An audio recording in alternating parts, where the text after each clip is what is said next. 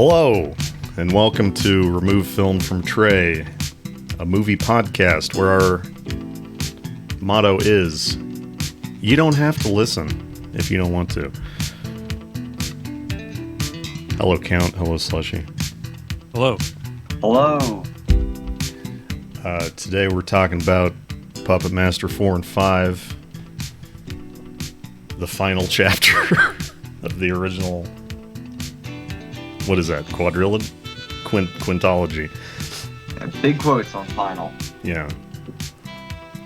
But first, what else did we see this week? Well, all three of us watched Robot Wars, another full moon movie. Spiritual sequel to Robot Jocks? Question mark? Yeah, I don't know. I think it literally, like, the tagline of the movie is like the sequel to Robot Jocks, but it has nothing to do with it other than stop motion robot. Do either of the robots even appear in Robot Jocks? Like, did they reuse models for that? The Scorpion. Yeah, were sets reused? I don't know if sets were reused. The Scorpion definitely wasn't. They may have like repainted the bipedal robot or something.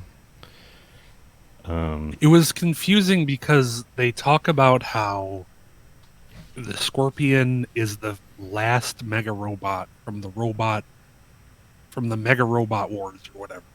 Yeah. Which I haven't seen Robot Jocks, but I assume that would have been the way to tie it into Robot Jocks if they were going to in the movie itself. Right. There's this and there's Crash and Burn, which are both like semi-sequels to Robot Jocks, and I don't think either of them have any literal like story connection. It's just there are at some point stop motion robots in the film. This was barely a movie, I think. Yeah, it was not good. Shoutouts to MDB for playing this stinker. There were some cool things and some interesting things and some funny things. When? Well, okay, so just to preface this particular thing that I thought was cool, funny, and interesting, they used the Scorpion robot as like a tour bus kind of and transportation to the city of 1993 that was frozen in time from the like poison gas epidemic or whatever. Right. It was basically an excuse to film just in the streets of LA or whatever. Right. Yeah, that's not cool. Right. That's lazy. Well, no, that's not the part that I thought was cool. The part that I thought was cool is that everybody is wearing the smallest little bicycle helmets in the world. Yeah, they're like bicycle yarmulkes. Just like they so just cover like the funny. very top of the head. Like they wouldn't protect you at all. No. In any circumstance whatsoever. Even if something hit you directly on the head, there's no way in hell it would protect you. Or like directly on top of your head. But I've come around to Robot Jocks. I've seen it probably like 3 times, and every time I see it I like it more. And I think it's fine. Robot Jocks sounds like it would be really cool, because like the whole thing is that it's like a roller dome kind of deal where they don't fight mass scale wars anymore. They just do like 1v1 big robot combat, right? And that settles wars. Yeah. That sounds like it was a great premise in fucking Death Rolling or whatever that movie was called. I love like Death it'd be a Rolling. great premise in Robot Jocks. What's that fucking movie? Rollerball? Is it Rollerball? And then did they do a remake of that? Or am I just thinking of Death Race? They did do a remake of Rollerball from 2002. Okay. Starring LL Cool J. Damn, that's got to be a good movie. But there was, relevant to this podcast, there was, one good moment in Robot Wars. Oh, yeah. When in the aforementioned 1993 city, they walked by a deserted movie theater, which has a poster for Sleepwalkers in it. They didn't bother like covering that up. But the marquee says Puppet Master 54. Very, very funny We're getting in there. joke. We're getting there. It's coming. Well, here's the thing that I'm just now realizing. Yeah. Puppet Master 5 came out in 1993, Yeah. right? Was this also And the 93? 1993 city has Puppet Master 54? When did... Well, it could still When be did a Robot theater Wars that's come out? open.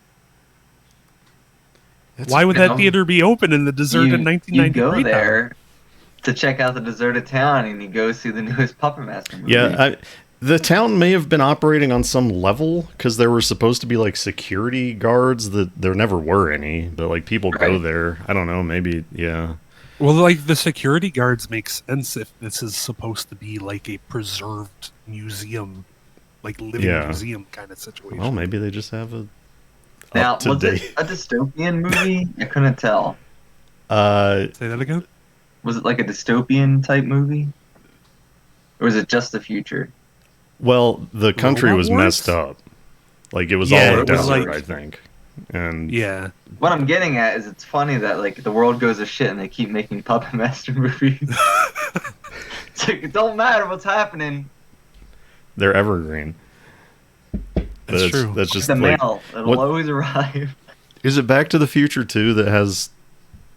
I guess that Back to the Future Jaws. 2 has like Jaws 12, and then there's some other movie that has Rambo 20 or something. Like that's just a Yeah.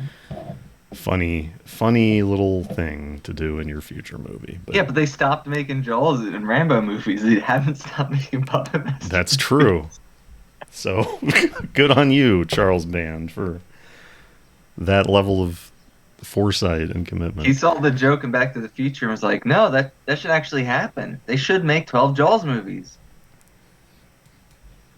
And then you It's guys, apparently Jaws 19. Jaws 19. What do they get up to? 5 tops? Think I so? think that's right. 6 if you count the game, right?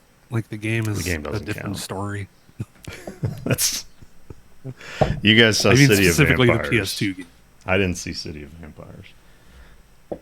Only 4 Jaws movies. Only 4. And yes, we watched City of Vampires, which is a very low budget movie on Tubi, directed by Ron Bonk. I wouldn't even use the term low budget. I would say like 5 friends on the weekend budget. Have either Trying of to you seen upsell it. Things? I No. have seen Things. Like, where does this rank against I think Things? it's better than Things. It's in more terms watchable than of Things. Okay. Things is painful to watch.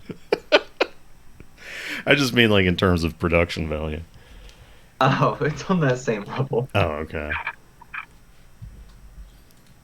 There's like a vacuum going off in the background the entire movie. I guess they didn't have a good enough microphone. Yeah, it's strange. Who does very that remind dark. you of? Reminds me of myself. Yeah. Yeah. Little joke. I know. First feedback we got on the first episode. Count needs a better mic. I'm talking to you from another dimension.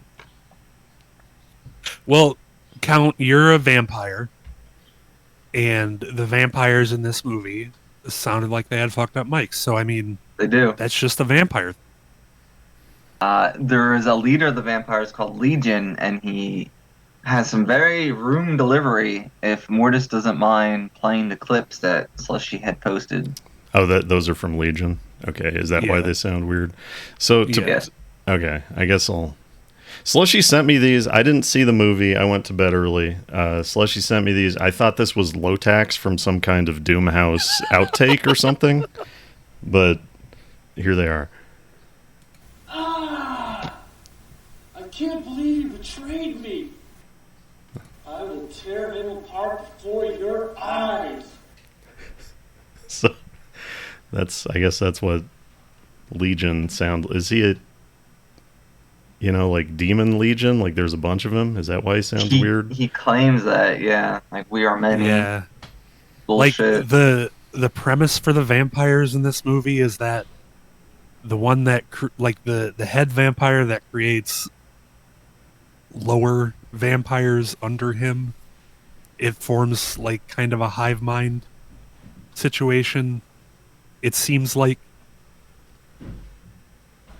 which, like, I guess that also was the case for, there was one other movie we watched, and I'm remembering it now, that had to do with vampires.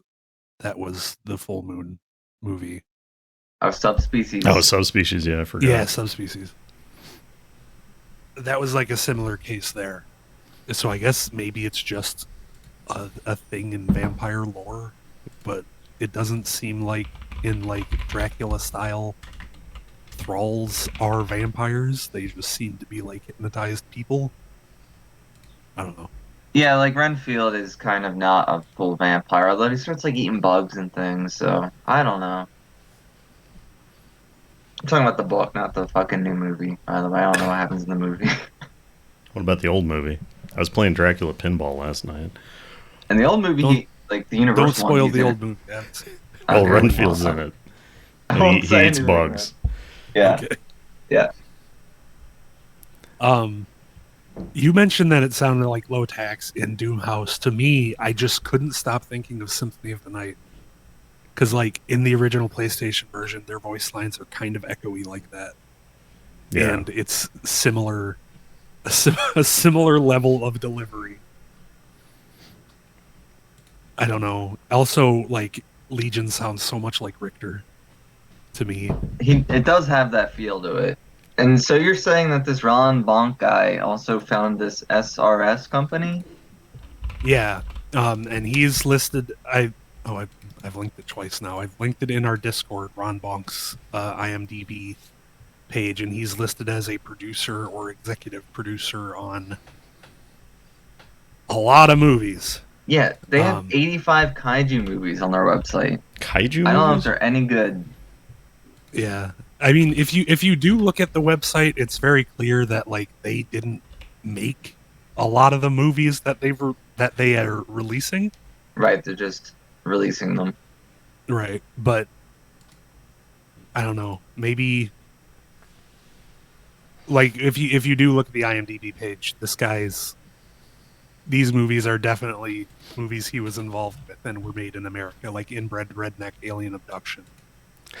There's one called Zillafoot. Red. It's Bigfoot and Godzilla mixed together. There's one called Sex Squatch. Well, let's watch that. So are these all on Tubi? Some of them are, yeah. Zillafoot is.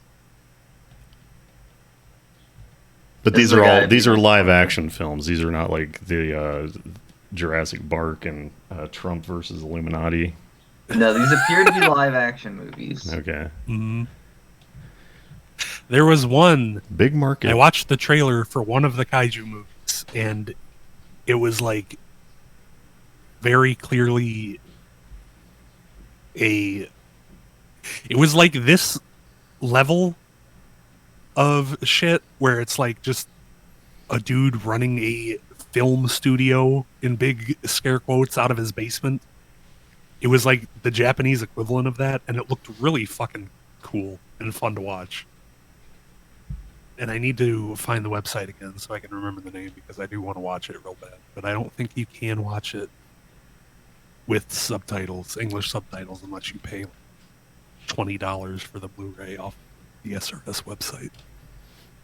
Well, maybe we'll check out more of Ron Bonks and his SRS Cinema Company's releases in the future, especially if they're on Tubi. Stay tuned. So yeah, so I'm seeing this was in '93. So yeah, he's still making movies. So Yeah. this is not like some kind of straight to streaming thing, but he's been doing it. Looks He's like. living the dream. Maybe. Maybe. So I forgot we watched Subspecies, which I guess kind of tells you something about Subspecies. I had seen it before. Yeah. There's little guys in it. There's little guys in it. You can see on the poster, the Charles Band special. Little guys. It's a vampire movie. I think the poster does the little guys dirty, because they are a very vibrant red in the movie, and they are not green. Yeah, it kind of depends on the scene. Like sometimes they look faker in some scenes. Like they have an effect over them that they look really red. Now, I think this is the one that starts off in the credits. It says, based on an idea by Charles Band. Right. Like, not even that he wrote a script or anything. Just, Yeah. So I'd like to see if that continues. This has Angus Scrimm in it, the famous tall man from Phantasm. Oh, yeah. And he looks like your great aunt in Yeah, it. it's Like, he weird. has this huge white puffy hair. He plays the main villain's father and dies in the first scene, like many Adam Sandler movies. And I don't know. Yeah, you're right. He does look fucking weird. I assume it's just meant to indicate that he's a vampire from like the 1400s or some shit, where they all wore puffy wigs and such. Maybe. I don't know. Maybe. I thought they were doing like a play on Stoker's Dracula, that adaptation, but that came out after this, so I don't know. We're trying to do the butt hair. We can't figure out how. Right? We- Apparently that came out after this, so there's no excuse. Yeah, well, maybe Francis Ford Coppola saw Subspecies and was inspired. No, that could be it. But I don't, just like a pretty disposable vampire movie. Like, is there anything remarkable about this? It's got a lot of boobs, There's some nice I mean- boobs. Other than the little dudes, little dudes. not really. The girls are kind of cute, but they're not like super cute. I don't know. Just really, Nobody can act. In I like the makeup on the evil vampire. That looks pretty good. yeah, he looks like Doc He's- Mack, kind of. Yeah. He's got very long fingers, and he keeps, like, anytime he uses his hands to do things, the long fingers keep bending backwards because he's pushing them against something with Right. his real fingertips. So I read more about Subspecies that night, and apparently that evil vampire keeps coming back in every single movie and dies at the end of each one. Well, I was about to Radu. ask, they did set up a sequel. Did they make sequels to this? I guess that answers the There's question. at least one. They've- yeah. They've made 4, and a 5th one's wow. coming soon. Jeez. Oh, exciting. Radu is one of the guys who got a full moon action figure. Like, not a lot of full moon guys other than the puppets did. Like, He'd have to be in the fighting game. yeah, like Radu and Castle Freak and like Shrieker, whatever that is, I think, are I don't know, Shrieker. the non-puppet. Do you have Figures of a... Here's a picture of the action figure. I want to put it up for a moment. And like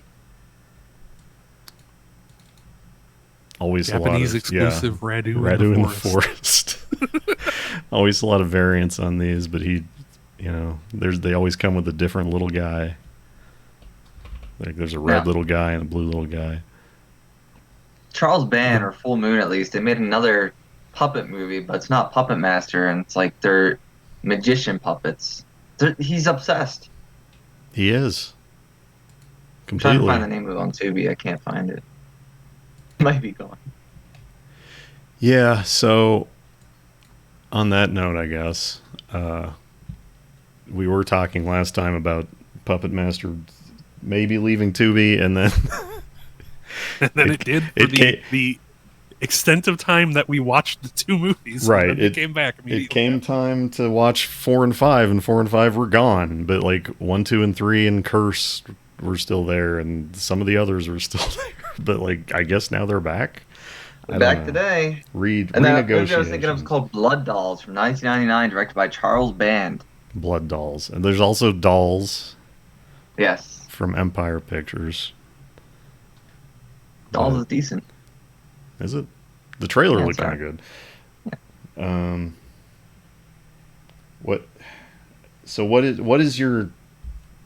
Where do you put 4? I'm trying in the to ranking? delay talking about Puppet Master 4 and 5.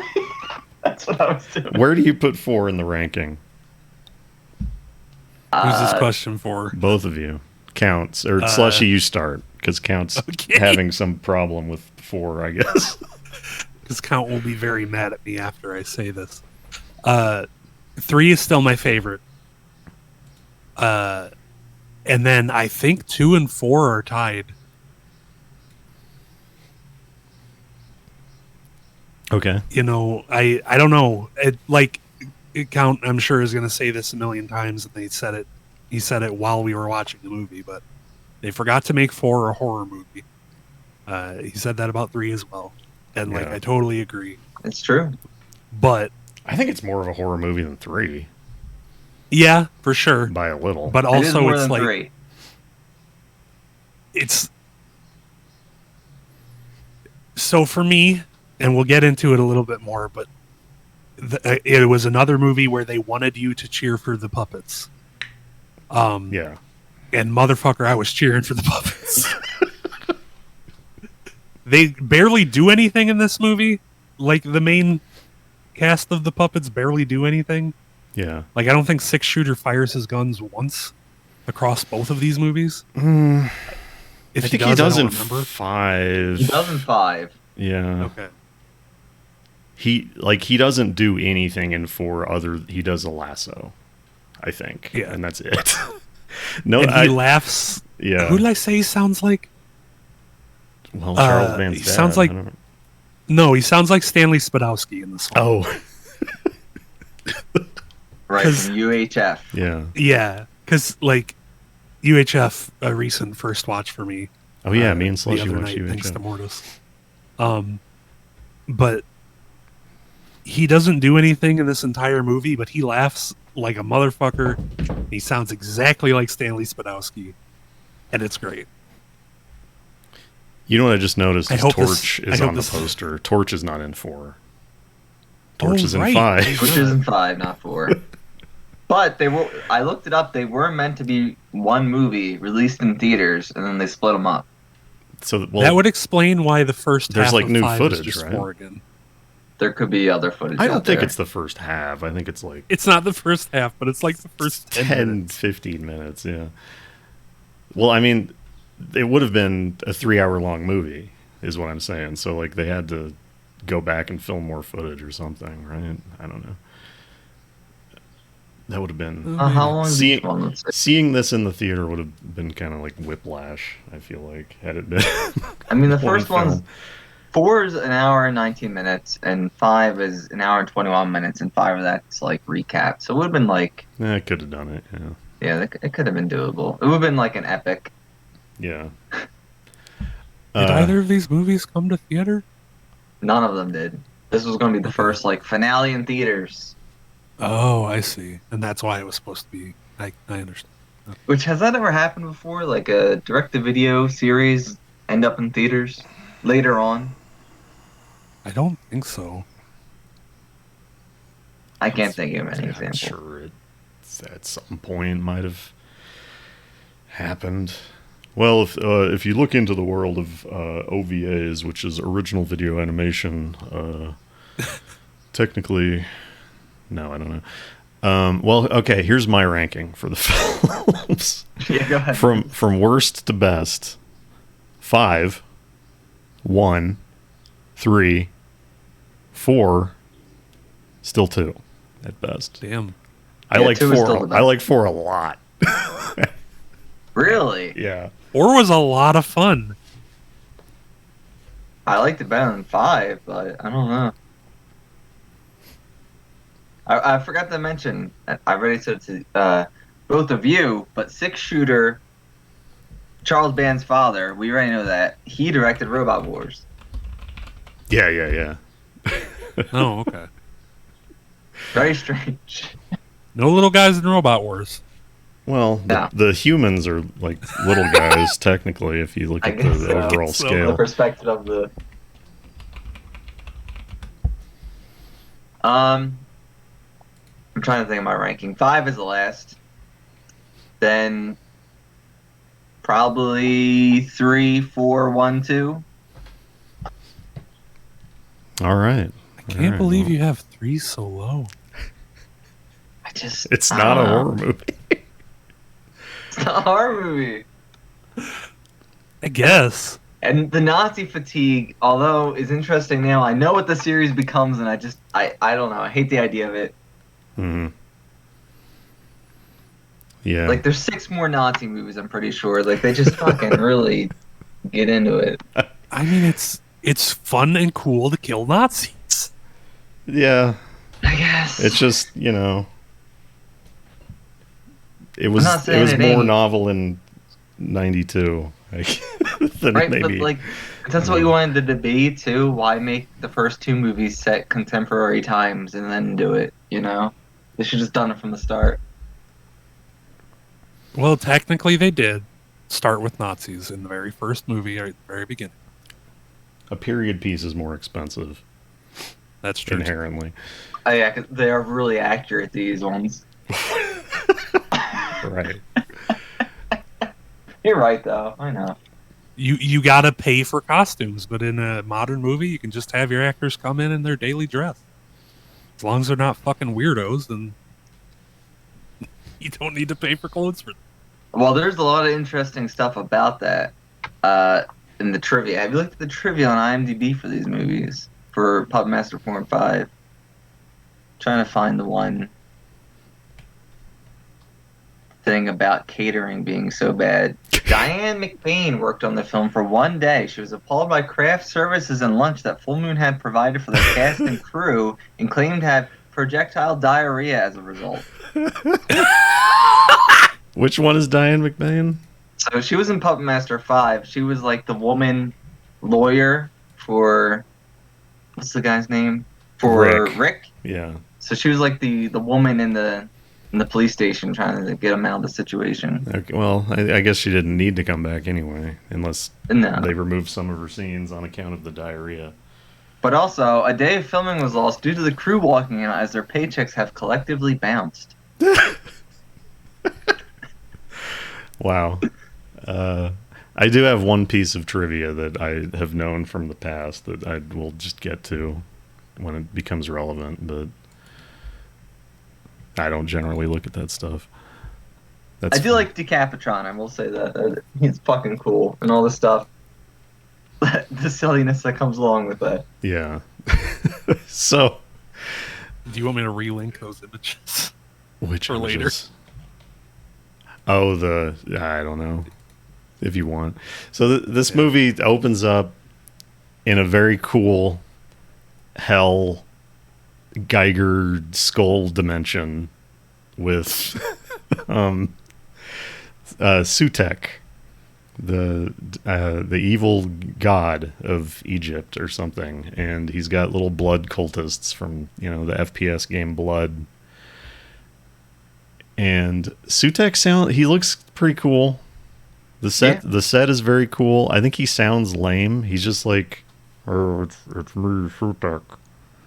I'm here to do evil." Like, he doesn't have a very cool voice. Yeah, I agree. They should give him Legion's voice. Right. Yeah.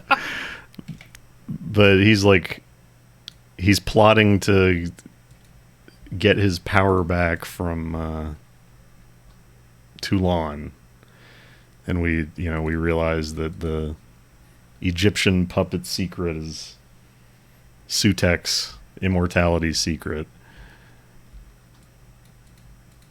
I guess I didn't realize Sutek was meant to be, or like is another name for Set, because there's definitely no Egyptian iconography like on the Sutek set at all. Well, there's that pyramid. Well, that's not in the hell dimension. It is, though. Is it? They have the little pool that's like the seeing pool, and then above that on the ceiling there's like an inverted pyramid. Right, I remember. So there's a very tiny bit of Egyptian iconography there. But they have the seeing pool, and they're looking at scientists in the seeing pool, and they send them a package. It's like Sutek's minion guy looks like a Nazi. I don't know if that's he looks exactly like the guys who go after Toulon in the first one. I don't know if that's supposed to be some kind of connection, or that's just like Charles Band's this is what an evil guy going on a mission looks like. Well, in the comics they get killed and they turn to like dust. Yeah. I don't know. Count and I read the Puppet Master comics last night. Pretty good, I think. Yeah. I'm gonna have to I'm gonna have to go back and go and read those. On that, the Action Lab comics, not the Eternity one. Did you pick up why they called Sutek Anapa in the No clue. I was wondering the whole time. Yeah, I didn't like look into that, but for some reason the character who is Sutek in the movies is called Anapa in the comics. Is Anapa a real thing? It might How do be you spell it? Anapa. Well, I'm just wondering well, like if it isn't, they just wanted to like have their own real name. That's a town in Russia No, is that all? that I'm seeing. Weird. I guess Sutek's not a real fucking god either, so I don't know. Set Well, is. Sutek is I've an heard- actual. I've heard it somewhere other than Puppet Master. Like it's something I've heard. Wikipedia says set Egyptological Sutek. I don't know Okay. what that Well, then means. maybe they wanted a name that they could copyright or something for the comics. Maybe. That would make sense. This is our original evil deity. I like the blood cultists. I think they're very cool. They look great. They don't talk though, right?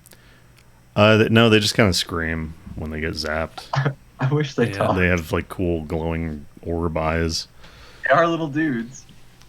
They're sort of like 3/4 size dudes. They're not like super little. They're little compared to Anapa.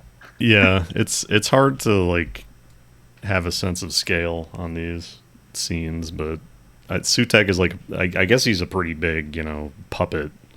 Not like in the Puppet Master sense, but in the movie sense. Right. I was really hoping that by the end Sutek would appear in the real world and as just himself, and that he would be puppet sized. I was also hoping for that, and I Me thought too. that was going to happen because on the cover he's there with the puppets in puppet size, but the next thing I have in my notes is that Puppet Master 4 has the found artifact sting from the game, which was Oh yeah. kind of caught me off guard. The like every time something scary happens, it's like, oh, Every time Slushie, something's- Slushie found the artifact. Yeah, it was just triggering me to like, hurry up, we gotta stop the human. Yeah. Didn't know that's where they got it. That's not from any other movie. It's also not in 5. I've said it before, I'll say it again. The people making that film are massive fans of these movies, and it is very clear. Yes. People Seems to making that be. game. I think I said the game. Oh, I want to say something about 4 and 5 before we get too deep into it. No nudity. Did the girl in 5 not go above the water? I don't think she did. Okay. Yeah, you might be right. I guess. Yeah, 1 had Well, they nudity, intended 2 had to nudity, have- 3 had nudity. They intended to have them in theaters. Right. So you should have nudity, right? In theaters.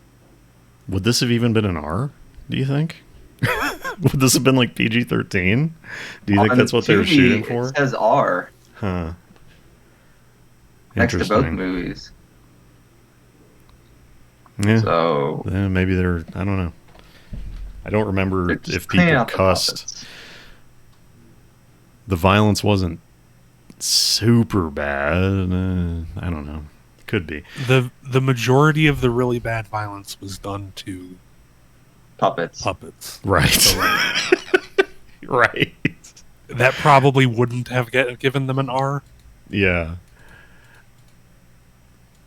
So Sutek he's sending little boxes via Nazi UPS to 2 scientists. There's a babe in a sealed airtight room that looks like a classroom.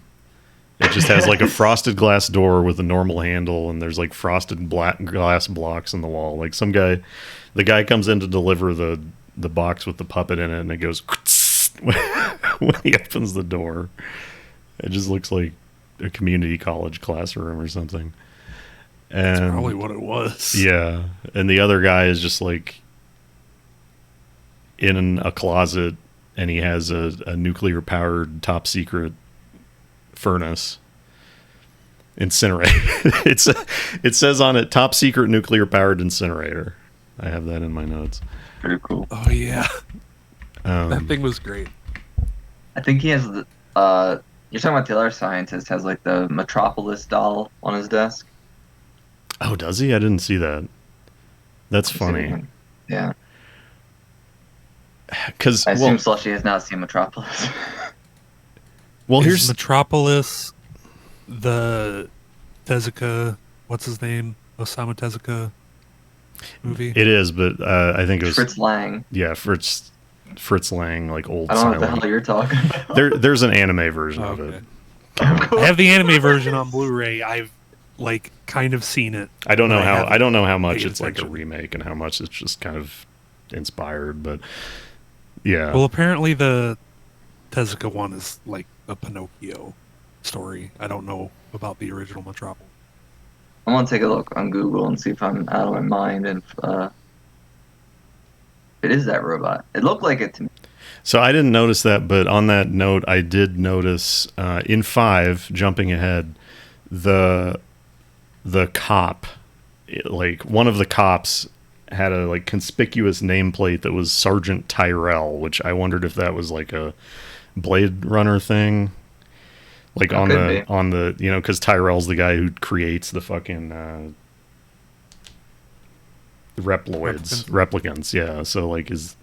But like the Metropolis reference and the Tyrell thing is like, oh, just like the puppets, right? Get it? That would be. That's what I'm thinking with the Metropolis for sure. Yeah. Would make sense for Blade Runner as well. So the scientists, they get killed by the totems we are introduced to. They're pretty I do cool wanna looking say- little guys. Yeah. The male scientist puts the totem, like before it becomes alive and starts attacking him, he just puts it into the nuclear powered incinerator, Yeah. and then he hears a noise from it, Yeah. and then completely ignores the huge sign that says "Do not open when operating," and opens it, and then he gets attacked by the now charred totem. So he was dead anyway from radiation, even if the totem Right? hadn't cut his face off and burned him. But these guys are just kind of like little claw guys. They don't have. I don't think they have any powers to speak of. They're just Not they're just really. little scrappers, and they suck your soul if they kill you. Which the effect was for that. That's another thing. Between effect 4 was and 5, completely different the between the effect two was movies, different. So yeah. like, It was way I cooler. in guess five. they took the footage and then sat on it, and then they're like, okay, well, we'll do this special effect now. Well, they came out a year after each other, even though they were meant to be the same movie. Yeah.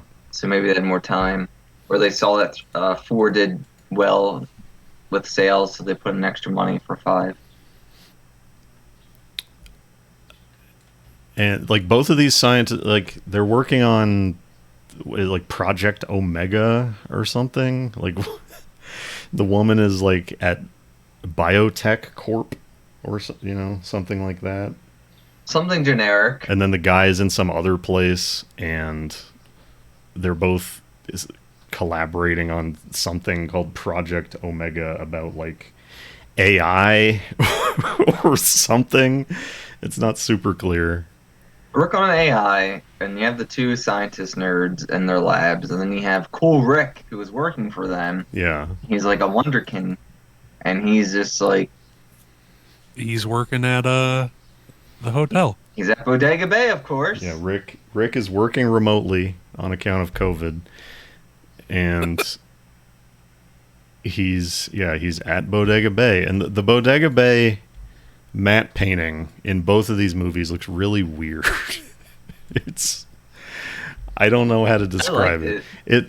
It's like purple for some reason. It's like they cut it out of the original Puppet Master 1 like negative and then like pasted it into this other scene. It just looks odd. Like, it looks cool, but I don't think they necessarily wanted it to look that way. Just trying to make it look spooky, I thought. Maybe. Did Puppet Master 4 have a subtitle on the versions that we watched? The Demon. Huh? Okay.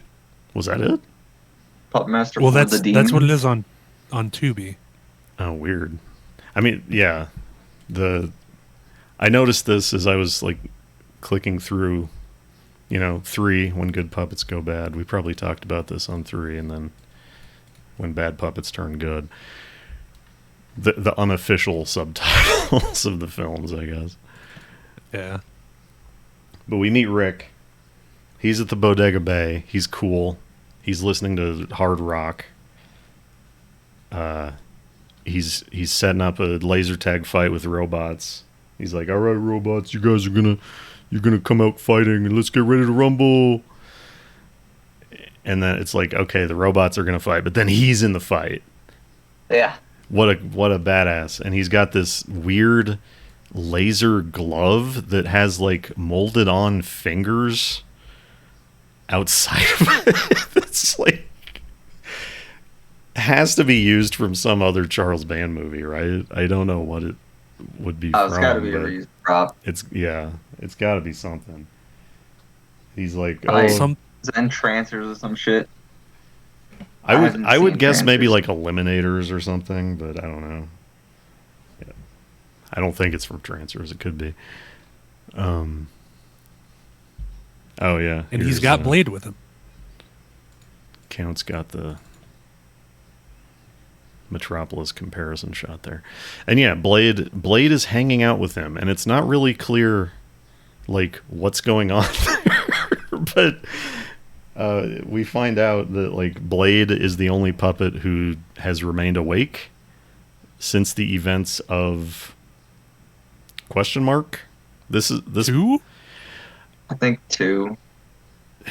Is it? I don't like. I feel like this one kind of like skips from the flashback of 1 just straight to this. like it doesn't. I don't know if this one really acknowledges that 1 and 2 happened. Could be though. I don't know. Well, I don't know that it acknowledges it necessarily. necessarily, but yeah, I guess you're right. No matter what, Blade's juice has been lasting longer than any other puppet for some reason. Yeah, Blade's got the juice. He's still juiced up. He's following Rick around. Rick doesn't see him move. Yeah, at this point, I don't think Rick knows that he's alive at all, so Yeah. Blade's probably conserving juice by just being asleep a lot. Yeah. Just guarding the Bodega Bay. And Rick doesn't notice that this giant puppet is moving around all the time. But like Rick, He's focused on his work. It's hard to... he's a little. Well, I'd like He's a to say wonder Rick kid. is, the other scientists and the company's working for, they're trying to do AI, and he's just trying to he's doing AI, but like to make a silly game. Yeah, I'm not. I thought it was It's very not funny. really clear. He's trying to train the robots something. They never. I don't think they ever say like, "Well, this is for X application. This is for the military," or It's very vague. it's very vague. But Rick gets the totems, or not. Or does his girlfriend show up? I guess his girlfriend shows up with His girlfriend and the 2 others show up. Yeah. We think Rick is going to get the totems, and he goes down to get the really weird doorbell that sounds horrible. It really does. But like his Rick's girlfriend and young alpha male Egon and his hot psychic girlfriend show up. I was really excited when Alpha Male Egon was like, she's psychic. She can connect to Oh, I called it. emotions. Remember? You did. I was like, oh, she's psychic. Yeah. And then like 30 seconds later, he says it. Here's her psychic. I was really excited because I was like, oh, damn, she's going to get in the lesbian bathtub and she's going to start having orgasms. She's gonna lay in the bed and start having orgasms. She's gonna get in the elevator and start having orgasms. She's not It that kind type of of happened. psychic. I guess not. It did happen in that one scene, right? Did it? She was like, having that weird psychic thing. I don't remember. This is your second favorite one. I know, but I was a little high. All right, not super, Okay. but All right. Okay. The Game of Galleon says it did happen. You didn't see the movie. You don't even watch movies, so little Twitch chat breaking kayfabe there. We see the Bodega Bay, the downstairs. It does seem to be the same place from the first movie, which I was kind of impressed by. Yes. It's like the same lobby, which is maybe a weird thing to be impressed by. Just it's like a very basic thing, but I guess that's Full Moon. Do you They got their suppose? set. They're using it. Yeah. Do you suppose the Band family just owns a fake hotel, or like a Could no be. longer in use hotel? It could Could be a friend of the family or something. Yeah. Yeah. I'd like to know more about the bands. You know, Yeah. the father escaped Nazi Germany, and then the son went on to make 40 movies about puppets killing Nazis in Nazi Germany. Do they have a book? Did Charles? Does he have an autobiography or anything? I don't know. We do get some Blade first person again. That is in my notes. Is that Yeah, is that for when like he's following 5 Rick seconds. around? Yeah, there's Yeah. very little, but back to the very beginning of the first movie. Blade first person view. Pretty fun. It was cool. Since you mentioned it, I've been scrubbing through yeah. Puppet Master 4 to find So an here's image of this. if you're watching the video version, here is the the matte painting, the establishing shot of the Bodega Bay. Just I will weird. say, if you're It's a like fan of the stream that you're listening to this podcast on, if you're not on YouTube later or other podcast services, if I ever get around to uploading it, Morris did make the comparison to the image of the Hyatt or whichever it was okay. from the end of his Spelunky runs. The Sheridan. Sheridan. The Sheridan. I think you wall should is on replace top the of it. Sheridan with the Bodega Bay. In that, if that's not too difficult, I'm sure it's a pain in the ass. Be a little pain in the ass. The next thing I have in my notes is that Egon is... So Egon, alpha male Egon, I don't remember what his name is. I don't remember any of these characters' names. I named... When I took the screen cap of Rick, I named it Greg.png because I didn't remember his name. Cameron, did you say?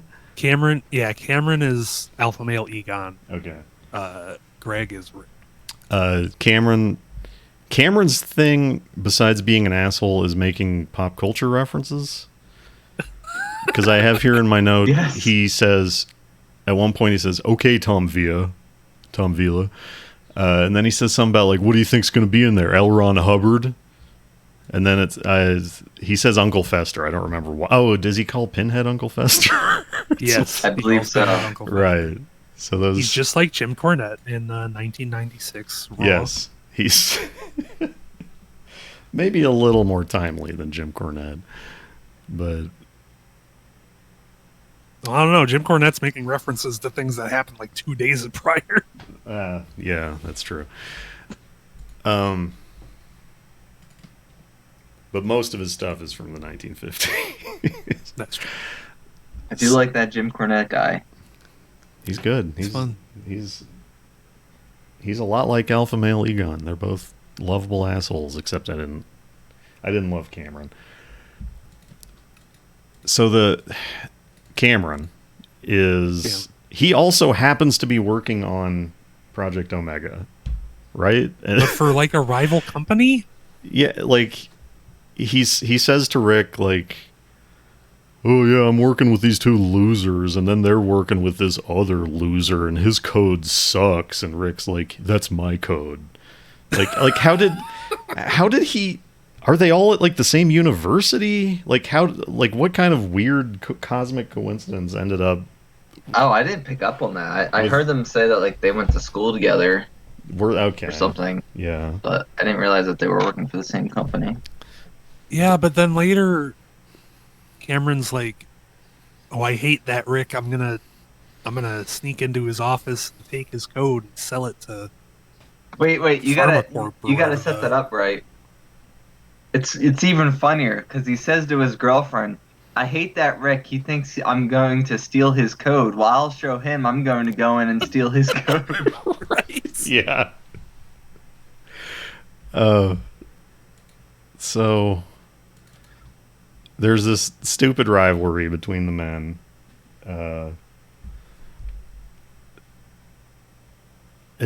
Like how do they find the chest? Is it the psychic girl? She like detects it or something? Yeah, she's like wandering around the hotel, ends up in the attic, and then touches the chest and screams and like collapses and is passed out on the floor.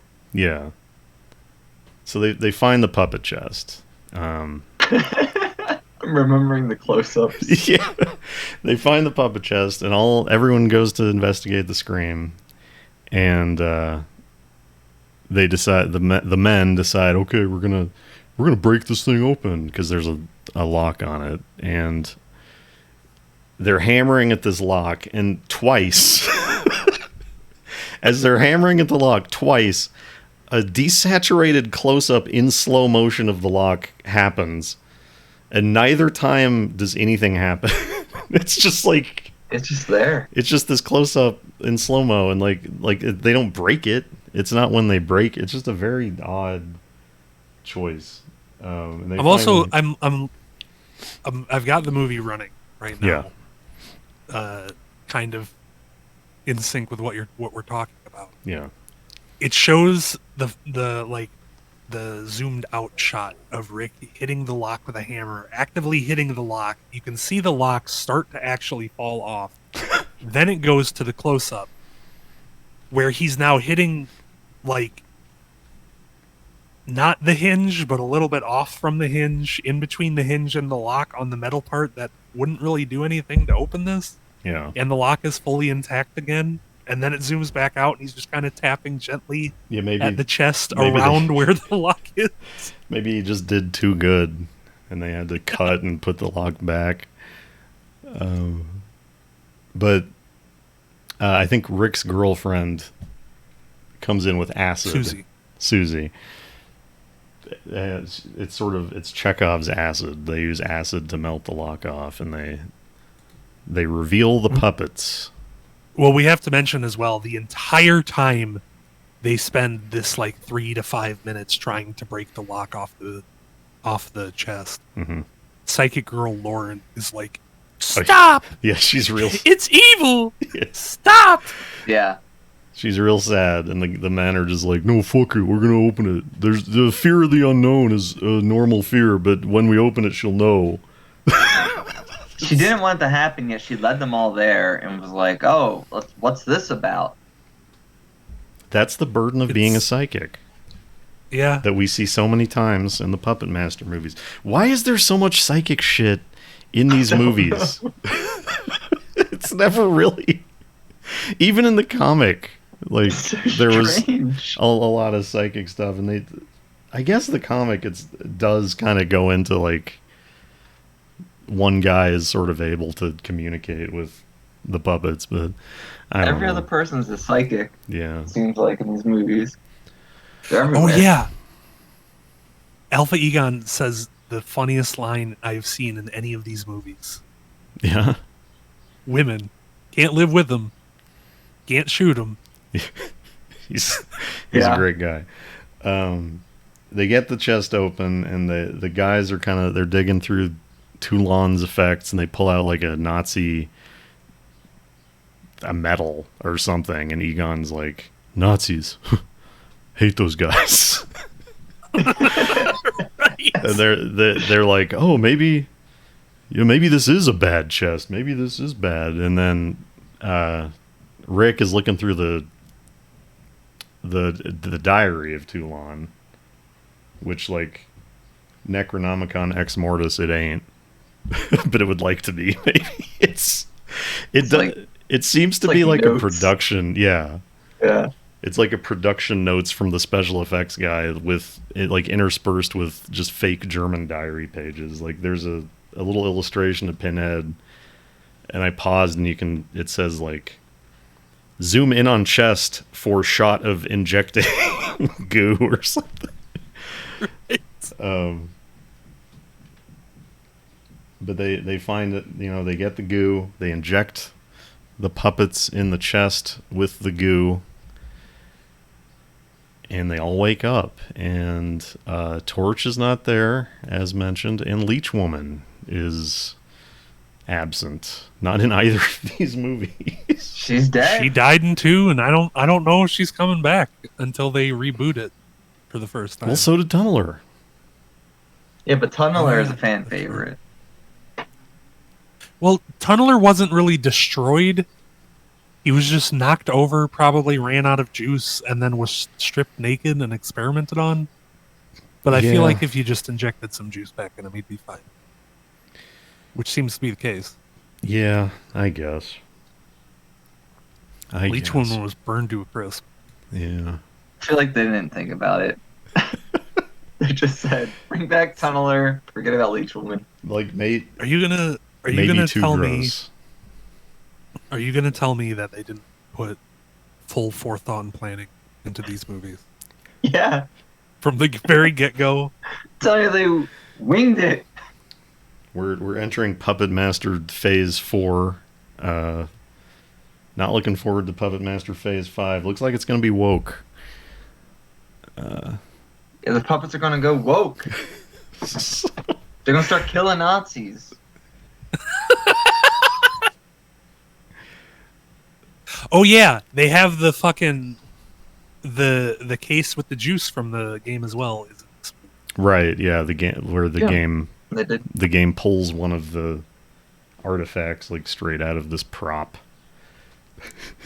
So I have Wikipedia, IMDb, and Tubi open when we've been doing these, and I'm looking at, like, the summary where we're at here, and it says, out of curiosity, Rick and his friends use the fluid on the puppets. One by one, they awaken. Next to Blake, they find Pinhead, 6-Shooter, Tunneler, and Jester. And then in parentheses, Torch, who joins the puppet cast in the sequel, makes no appearance here.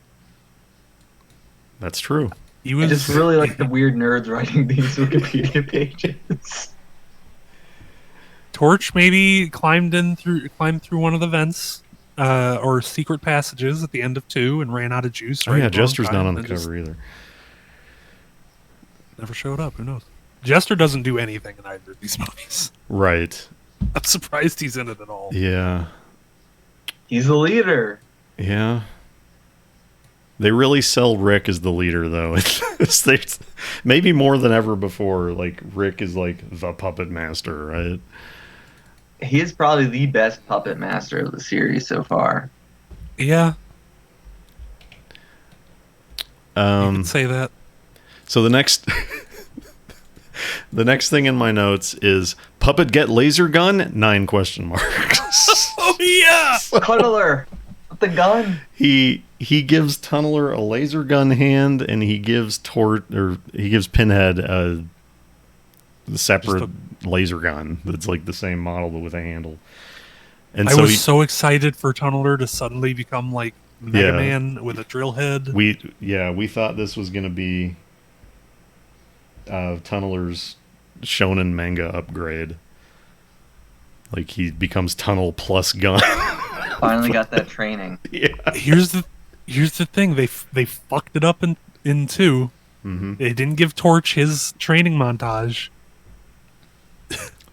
And they didn't keep the gun on Tunneler after this scene. They gave us a training montage here, and they didn't use it.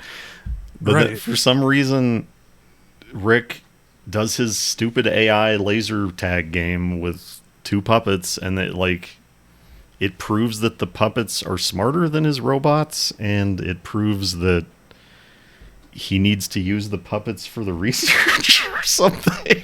It's Well, like the whole thing with the robots is that he seemed to hope that by playing laser tag with them, they would just spontaneously become artificial intelligence yeah, instead of him just programming basic movements into them. yeah, But then he plays laser tag with the puppets, and he's like, they think, they act as according to the situation. They come up with new strategies as they're playing, and then like the puppets are barely moving, barely shooting for the entire scene, which is and a little bit of a bummer. the robots look like two Tom Servos, basically, Yeah. on Roombas, like two mobile Tom Servos.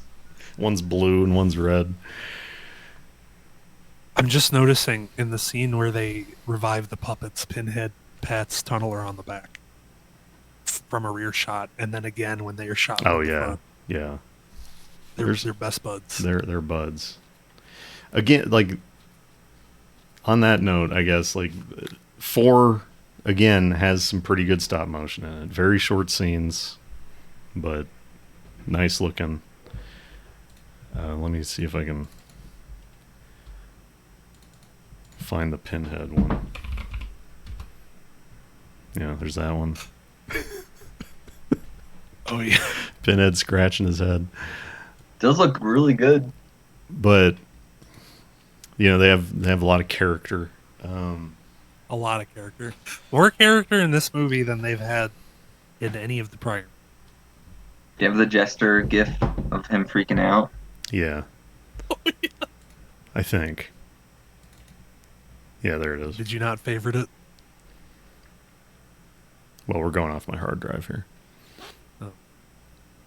See, now, okay, this isn't stop motion. This is like, No, yeah, this is puppetry. a puppetry, yeah. But, so another thing that was in the chest is like an Egyptian Ouija board, right?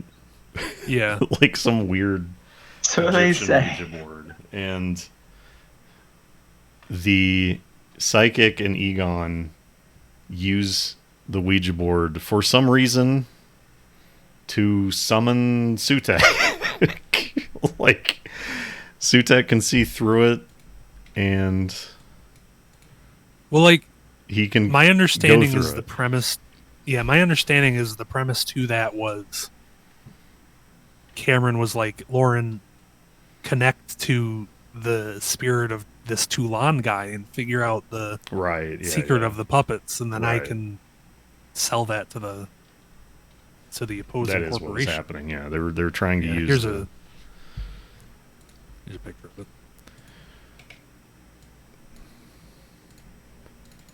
the Egyptian Ouija board. But so this, as we know from Art Bell, don't use the Ouija board. It is a portal to another dimension, and something evil will come through it. And in this case, Sutek is able to connect, and he can send. He makes his totems rise out of the board, and like, Well, they had the like little crystal pyramid on top of them as well. yeah. Where did that come from? Did that like rise out of the board, or like? He just Yeah. puts it on the board. I think it's implied it was in the chest, but they never pull it out of the chest. Okay, yeah, I don't really remember.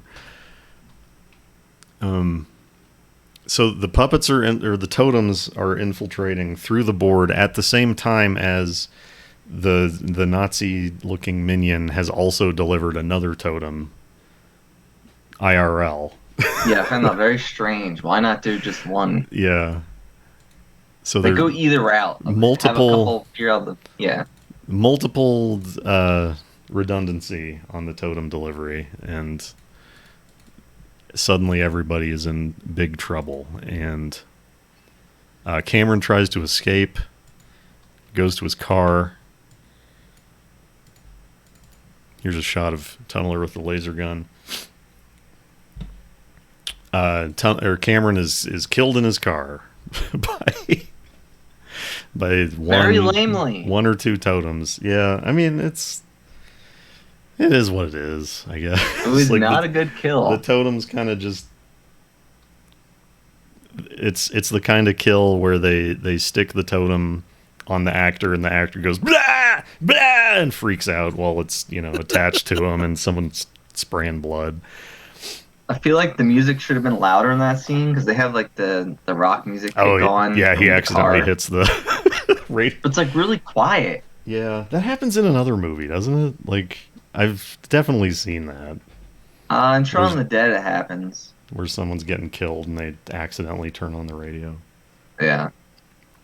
But I also wrote there should have been more confusion. Like maybe have the girlfriend actually start pushing and then like she doesn't actually see the puppet at first and all like I don't know. Yeah, They could've done something better. there's a heavy downpour and the psychic girlfriend, he's like, get out and push. She's like, okay.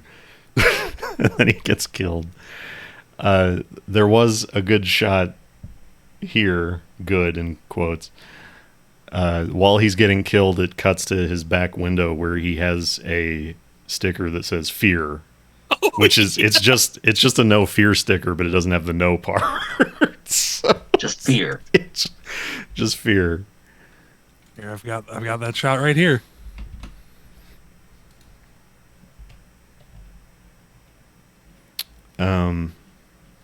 Good. Yeah, thank you. Fear. It's so fucking great. Very 90s. It's very 90s, yeah. So the war between puppets has begun at this point.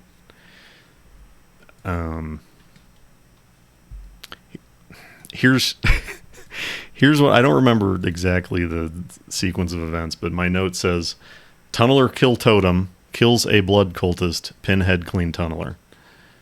Is this the one where they like all hold the totem down? Are they all like fighting yeah. one totem? Yeah, they're like in a kitchen or something. Yeah. They're fighting the totem that came out of the box specifically. Yeah. Yeah, and they Pinhead and Blade hold him against the wall, which is them leading into that is a good stop motion effect. And then Tunneler just runs into him and starts tunneling right through the belly. Yeah. Good gory totem kill. All the puppets working together, which is nice to see. It is nice. They're friends. And then when the totem dies, yeah, the minion in the Sutek Hell Realm gets zapped and melted by the upside down pyramid that's above the looking pool. so I guess there's 3 totems, right? Because 2 come through Right. the board, and then there's 3. And then one in the box. I kind of thought there were more totems, but I guess I wasn't paying that close attention until. Well, thinking there are about the it. others in the beginning of the movie, but like that attack the scientists. This could have just been the same minion. Yeah, I guess. think that was just the same totem. Oh, it Because is. like it's Alright. it's the same box that appears in all 3 places. That makes sense. So maybe the totem just takes the box somewhere else, so that the Nazi minion can pick it up. You just pack them up back in the box. So Yes. the next thing I have in my notes is he shoots, he scores, set up, payoff. Does he throw Rick shows up and does he throw the dead totem in the trash, or what was happening Yes. there? Okay. Yeah. Yes. While they're cleaning off Tunnel, Yeah. he comes in and then picks him Oh, up off here's- the Thank you. picks the Slushie. totem up off the. Here's Tunneler being cleaned. So yeah, And I was it's- saying how. yeah. No, you go ahead. It's sort of established like in the first laser tag fight how Rick is like, oh, I'm not a jock, or This is I'm not an athlete. I'm not right? an athlete, yeah. And so then he he gets to this point, he shoots, he scores, and shoots the the corpse of the totem into the trash. It's like, I don't know, kind of an unused, unfinished sort of script. Right, they should Like, have they could have done more earlier in with the it. movie. Well, I was saying that what they should have done, because the first time we see it, he's like throwing a sweaty shirt into his laundry, right? Yeah. And then the next time we see it is he throws the already dead puppet into garbage, and like he throws it and goes, he shoots, and then you see a close-up shot of the garbage, and the puppet who is already, or the totem who is already dead, falls into it in slightly slower motion. Yeah. And then he cuts back to him and he says he scores. What he should have done was that there should have been like a wood chipper or something in the hotel or at the hotel somewhere. That makes sense. And multiple times throughout the movie, Rick would have been like trying to throw shit into a garbage can or into a hamper or whatever. Just normal mundane shit, crumpled up paper, his dirty shirt, whatever. And he always misses. Yeah.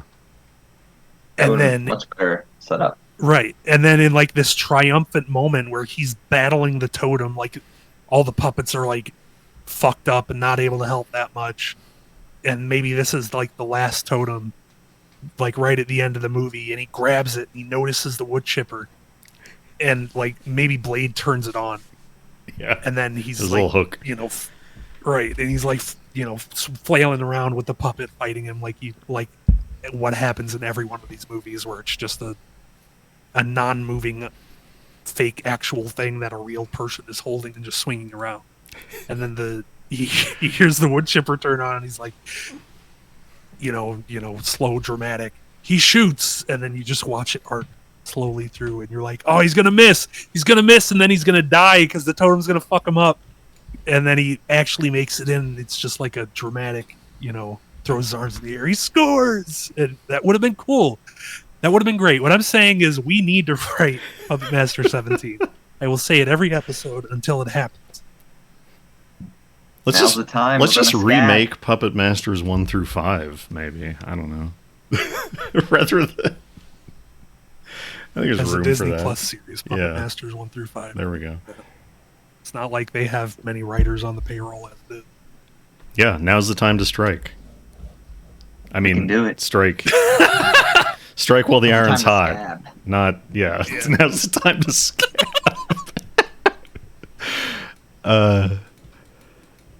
So there's a cool battle. The next thing I have is, I took a lot of notes. I don't remember a lot. The next thing I have is Frankenstein Decapitron. So why does this happen? Is it the psychic thing? Like the psychic communicates with Toulon or something? Oh no. Throughout the movie, they're looking out the window occasionally. Like Blade will look out the window and there's like a guy in the rain, a shadowy guy, and he's like, hello, I am here, right? Yeah, like, hello, Blade. It's me, your friend. And at this point, he's like, it is time for Decapitron. And the puppets all go. His time has come. Yeah, they find the secret extra hidden puppet who they have to revive like Frankenstein. And that's Decapitron, who is a badass.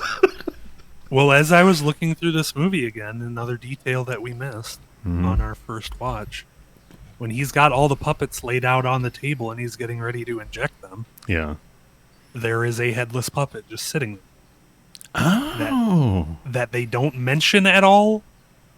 And it's this puppet? Really? With the jacket? Yeah. So what they pulled out is just the heads, I guess. Huh. But I still think he looks like King Joe. He does look like King Joe. So the piece of trivia that I have is that apparently Decapitron is from an unreleased Empire Pictures movie. Like Charles Band had this idea, and like I said, they had this poster, and they sold somebody distribution rights on this poster, and then they didn't end up making the movie because Empire Pictures shut down. and he moved to Full Moon. But like this was going to be like RoboCop. That would have been basically, awesome. but with this guy who has different heads rather than. We should make that. He has he's like a robot and he has different heads, and the Devastation creation. Like if you get the like 12-inch Decapitron doll, like this poster is on the inside of that box, like the inside cover. So That's pretty cool. just some idea that Charles Band was really in love with is Yeah. guy who changes heads, and I'm like surprised he hasn't tried to make it. He keeps Yeah. making movies. Like, he go back, does. make Yeah. it. Just make Decapitron. Why not? But Decapitron's thing is he has like a sort of featureless head, which is able to morph from the featureless head into Toulon's head, the same actor from 3. And this was after T2, right? Yeah. Probably. So like the morphing tech. This is 93. T2 was 91. T2 was 91. Okay. Yeah. So the morphing tech was probably like cheaper by 93. Like the head morphs and it looks horrible. It's like the stupidest looking thing. They tried. They tried. But what's going on with his neck? Yeah, there's a lot of scenes where the neck is not lined up great, even though it's like a turtleneck.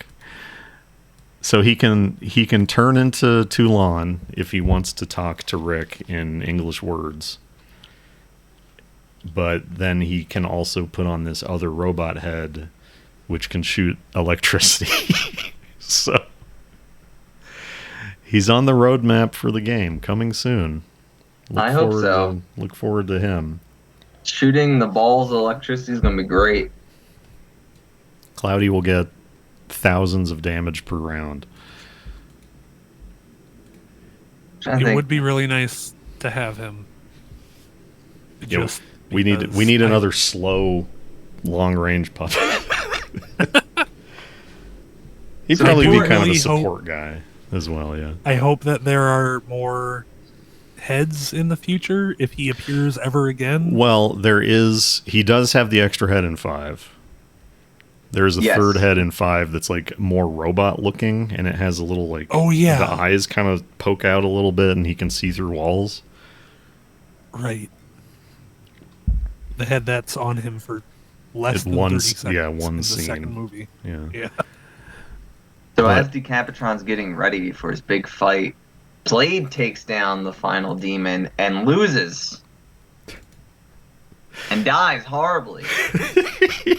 There's like a slap fight between Blade and the last totem, yeah. And it's sent across the wall. It's Three Stooges-esque. And they don't see him for the rest of the movie, which is only about 2 minutes. Yeah. We haven't mentioned, I want to mention it real quick. We haven't mentioned Rick's monitor. Yeah. Which is a Supermatch 17. Yeah. I did some research on it, and apparently it was just a cheap monitor for, kind of any computer, IBM compatibles, mainly, I guess, from that era. It also appeared in The Fugitive, and maybe some other movies. It was apparently very, very popular as just a very cheap monitor at the time. Interesting. But like throughout the movie, Rick is doing his computer stuff, and it's like mostly just nonsense. And like he's at the C prompt on DOS at some point, and he's like, help me Decapitron or something. And like he's communicating with Decapitron or something, and like occasionally there's a bunch of 1s and 0s, and then on the right side of the screen there's like Braille for some reason. Yeah. just nonsense. And turns out he's communicating with the psychic. Yeah. Right? The psychic Well, Decapitron, isn't it? Or what, who's he? Or is he talking to Well- Decapitron through the psychic, through the computer? I don't know. Oh wait, no, is that the sequel where he's talking to the? Oh, Yeah, because like yeah, he yeah. does it.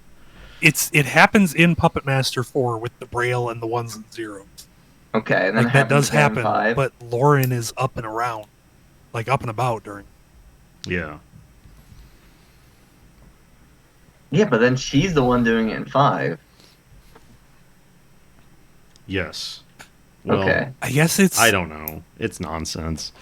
Decapitron needs some special shit to be animated that the other puppets don't. Like Pinhead yeah. goes onto the roof during a thunderstorm and ties a cable Yeah. to a lightning rod kind of situation, Frankenstein shit, you know? Yeah.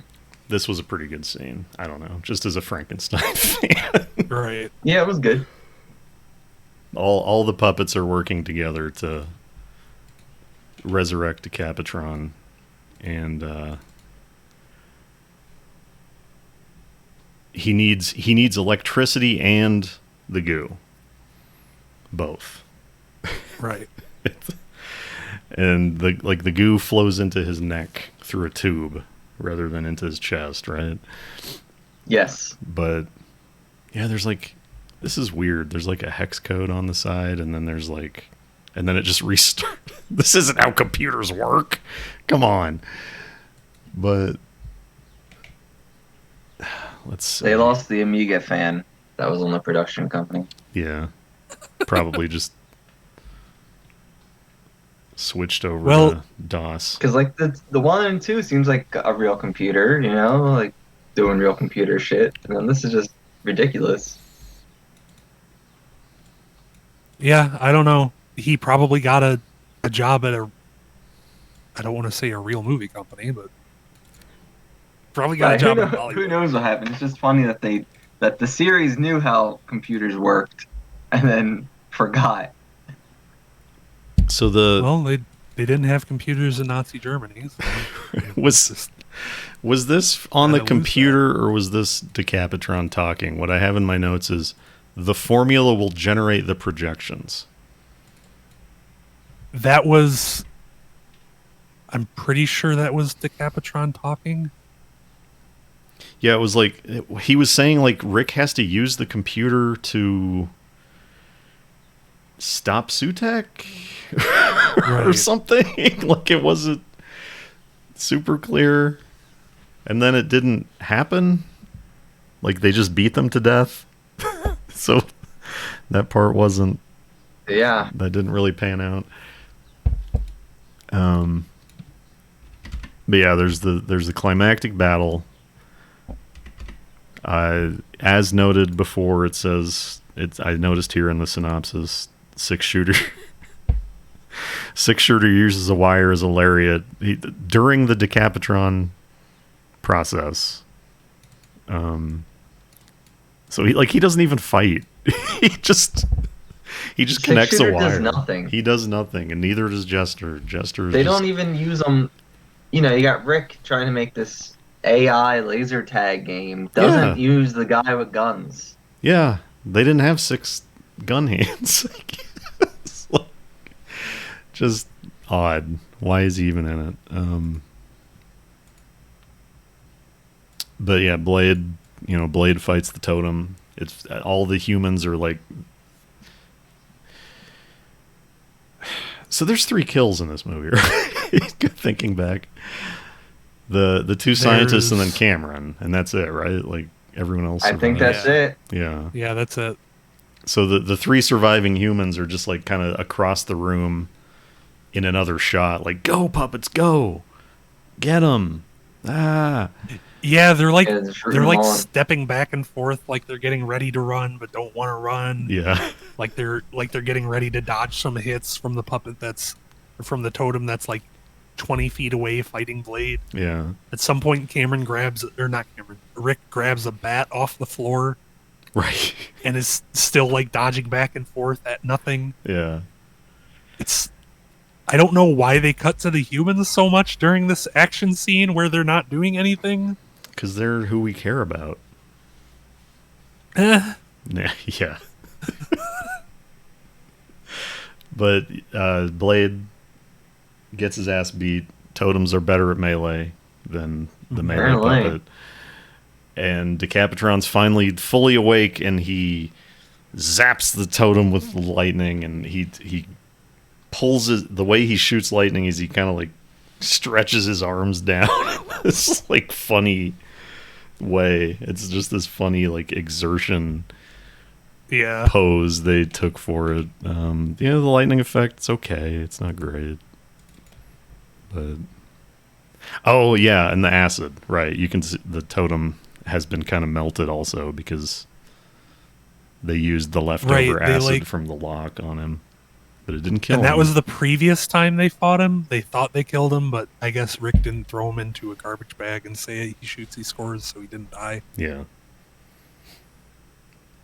Yeah, I'm rewatching the scene, and just the puppets and the humans are cheering on Decapitron, and only Decapitron's doing anything. So that's basically the end of 4. What? Yeah, it just ends. Who is? I've been thinking about this for 2 days. Who's the MVP of this movie? I was thinking about it too. I don't have one. I don't know. Like clearly Decapitron is what the movie wants the MVP to be. Yeah. But I think the MVP is Pinhead. Why Pinhead? Why Pinhead?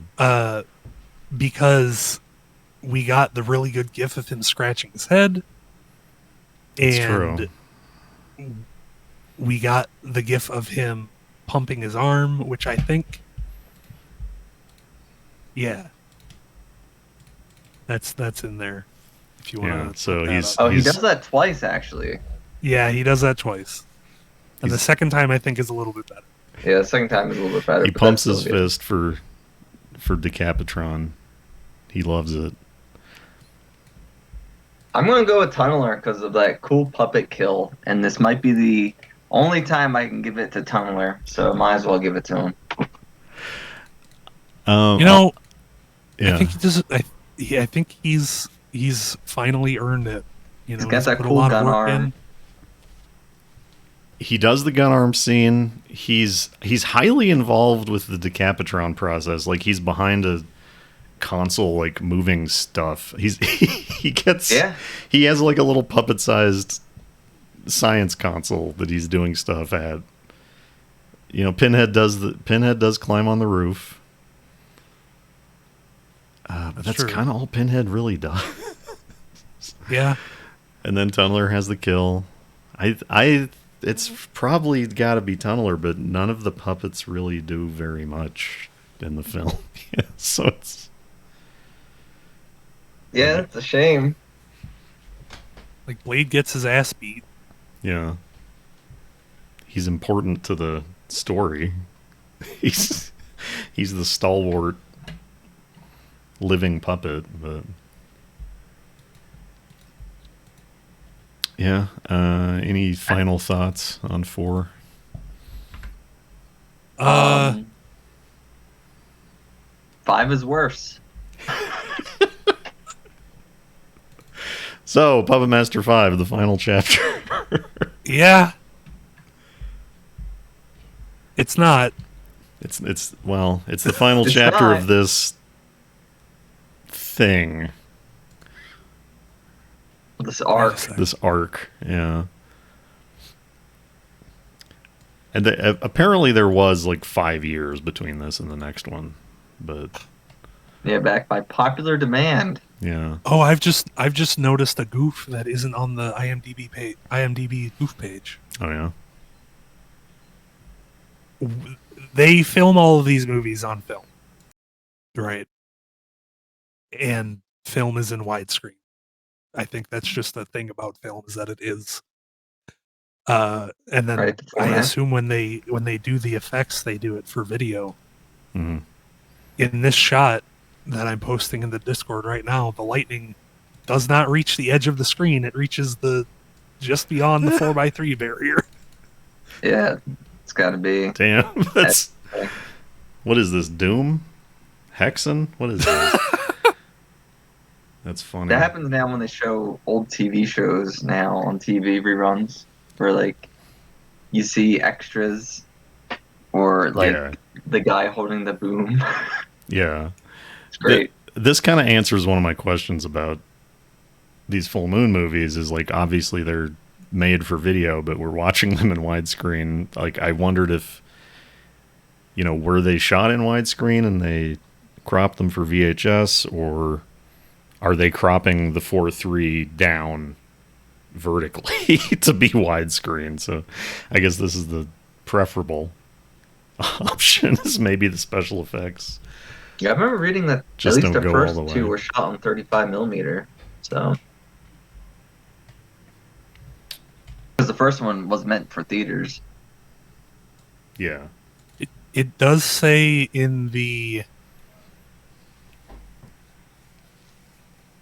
trivia in one of these movies, it says that it was the last film edited in 35 millimeter by a specific person. Okay. Oh, and as I said, that 4 and 5 yeah. were meant to be a theatrical movie. They would have shot it widescreen. So This was the last film director Jeff Burr edited on 35 millimeter film. That's what it says about Puppet Master 4.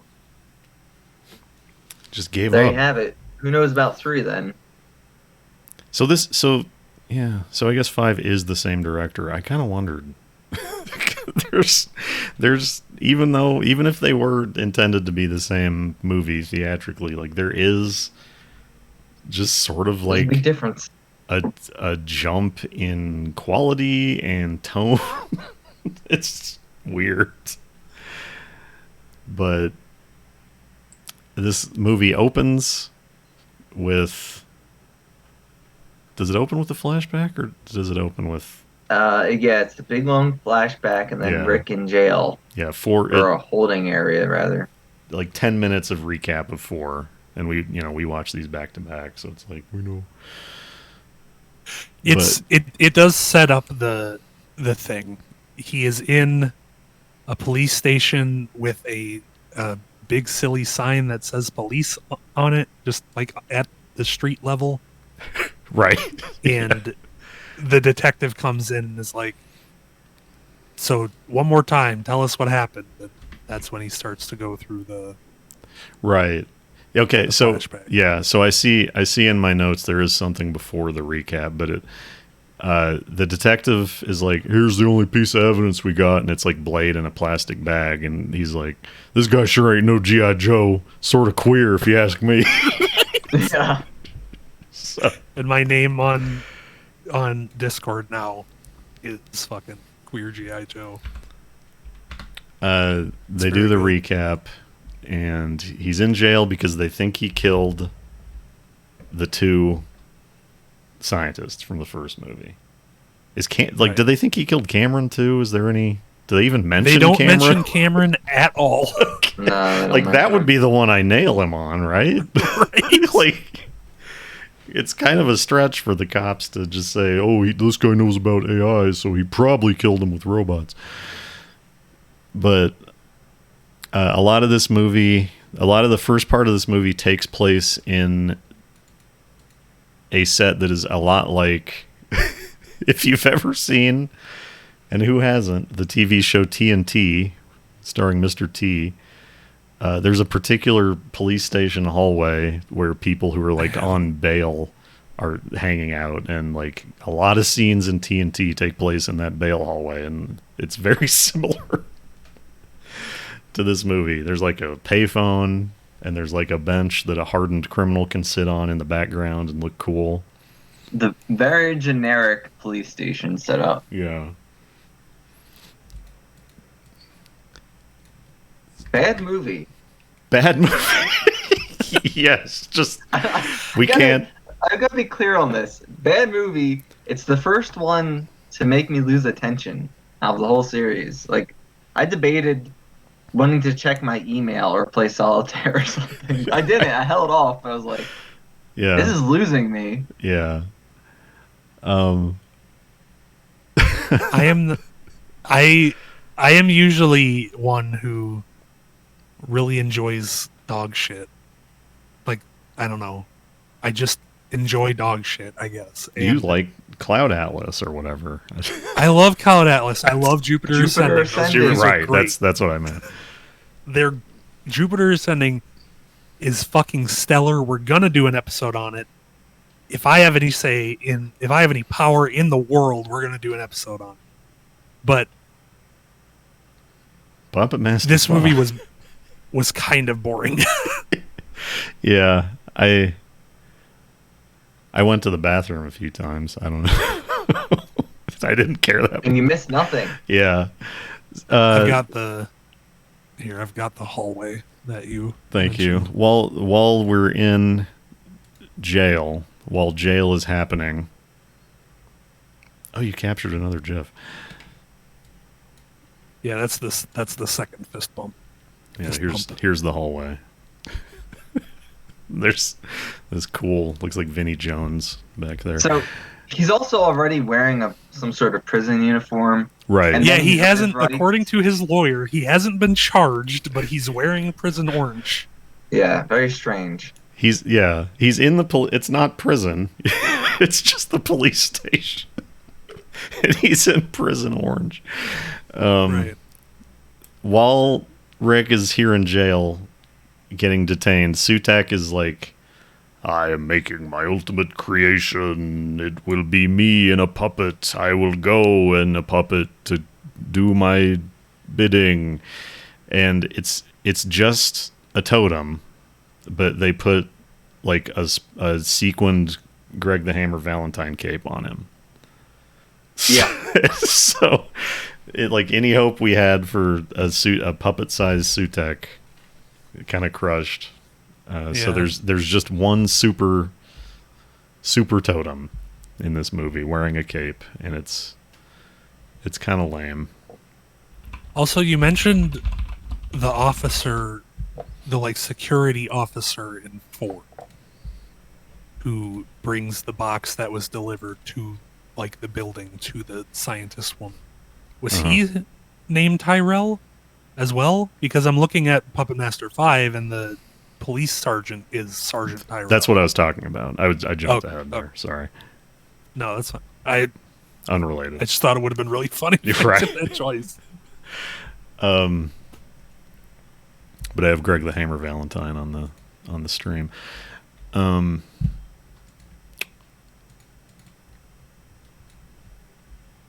The next thing I have is Rick has a dream about his girlfriend being sexually killed in a bathtub by all the puppets. Oh, she fucking loves it, dude. I have a picture for you if you need it. Is it too explicit? Do I want to put this on stream? I think that's fine. You can't see below the Right. below the waterline. So Tunneler is like very slowly drilling her head, and then the Pinhead is also squeezing her head, and then I think they zoom around and like Blade and Jester are involved too somehow, and she's just like, "Hey Rick, this is really good," or something. The only cool moment of the movie. Right. That's yeah. Probably.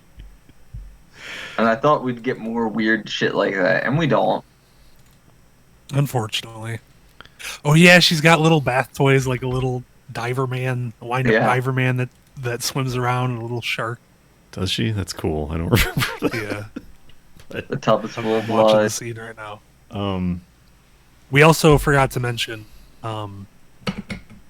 that the CEO of the company that Rick works for Yeah. bailed him out of jail. I wasn't sure if this dream happened before he got out of jail or after, but yeah, no, it's a little bit after. Rick. It happens when he like is starting to have sex with Susie right after getting out of jail. Oh yeah. And then falls asleep because he's Yeah. very tired. Right.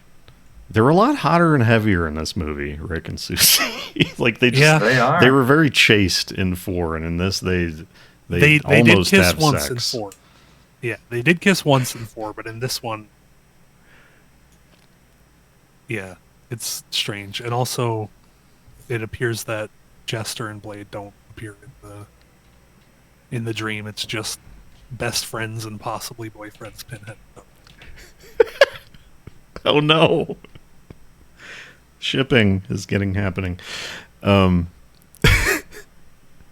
But yes, you're saying again, this is the whole thing with the companies doesn't make any sense, because like one of the cops interrogating is like, this kid works for the Omega Project or something, which was like not a company but just a project in the first movie. And then like someone the guy who comes and bails him out is this British, slick back hair Weasley guy. Not Sam Neill. Not I thought he Definitely sounded not like Sam Neill. I thought that he sounded like Sam Neill, like in Possession or something. Like if Sam Neill's not putting on an American accent. That was my thing. I was a little high. But, Not Sam Neill, not Dennis Quaid. Not Dennis Quaid. Not the other, not Randy Quaid. No Quaid, just a normal guy. He had these glasses on that looked horrible. And I thought they looked like if there was like one episode of The Office where the boss came in with glasses, he's like, "Hey, look at my new glasses," and everybody was like just looking at the camera because they're shitty. Yeah, like that. Very sitcom-y. Yeah, very sitcom-y glasses, but not played for a joke. And he just like he wanted to help Rick out because he also wants his research for evil. Well, he wants to make a lot of money. Yeah. The smart kid can get him there. Yeah. But he is evil because he hires 3 villains to break into the Bodega Bay and steal the puppets, which Rick told him about. Oh, and there's a cameo by Clu Gulager, who was in Return of the Living Dead and other movies. Oh yeah, like he was the actual CEO, right? Like he was the high up, wasn't he? He was. And his cameo in the film took 10 takes to complete. Director Jeff Burr has professed that this may have dissuaded Clu from acting. What? Damn. See, this longtime actor. Fuck this. I'm sick of this. I'm done. It's just, it's this weird kind of like low shot in an elevator of Clu being like, I don't know, give me the money, whatever. I don't care. We gotta do. He doesn't sound like that. Yeah, do what you gotta do. Do what you gotta do. That was probably one of the takes they threw out.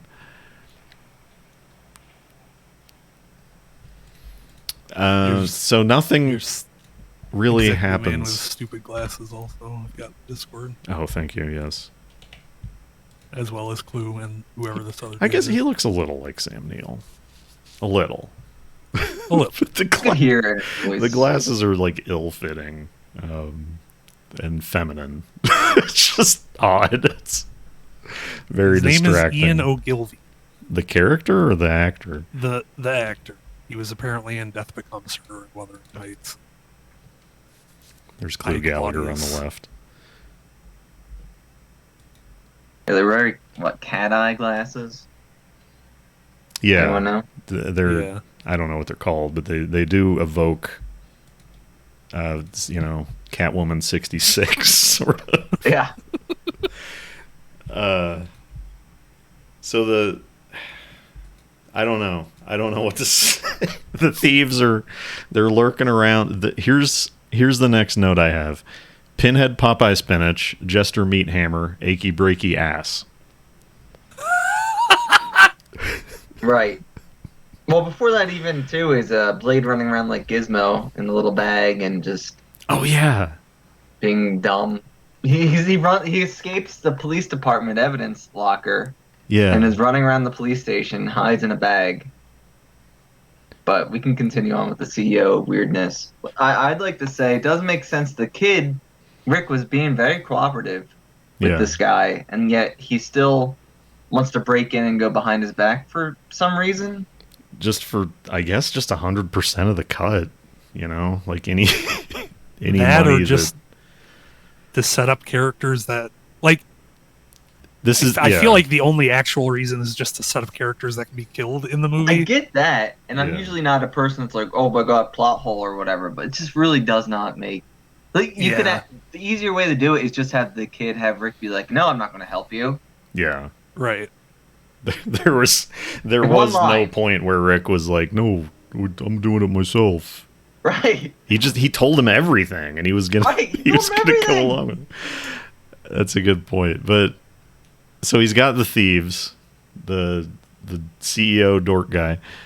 One of them looks like Lou Albano, and he's looking for the puppets. They split up, the three thieves and the CEO, and he's like cornered Pinhead in the kitchen or something. So Pinhead's hanging out by a big a big tin of Popeye's spinach. Yeah. And then Jester comes out from like lower on the shelf with a meat hammer, a meat tenderizer. Hits him right in the nuts. Hits him in the junk, and he's out of the movie for the next hour. They don't kill him. They just like hit him in the nuts and knock him out and like put him in a room. Right. But at some point in this exchange, the Lou Albano guy says to Pinhead, like, I'm gonna get your achy breaky ass. Yeah. Something. I don't remember why. I don't know if he hit him at that point. Maybe. I'm trying to find it. I think he just says it for some reason. No, he did hit him. He had hit him.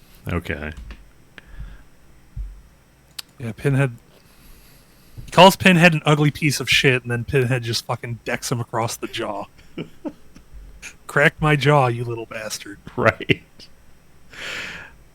At some point, Torch just shows up. Yeah. Like, he's not introduced in any scene. It's just, he's there. He's there, and Rick acts like he knows him. He's there, right. Rick knows him. It's like, hey, Torch. But, like, one of the thieves is killed by the super totem, right? And then... Right.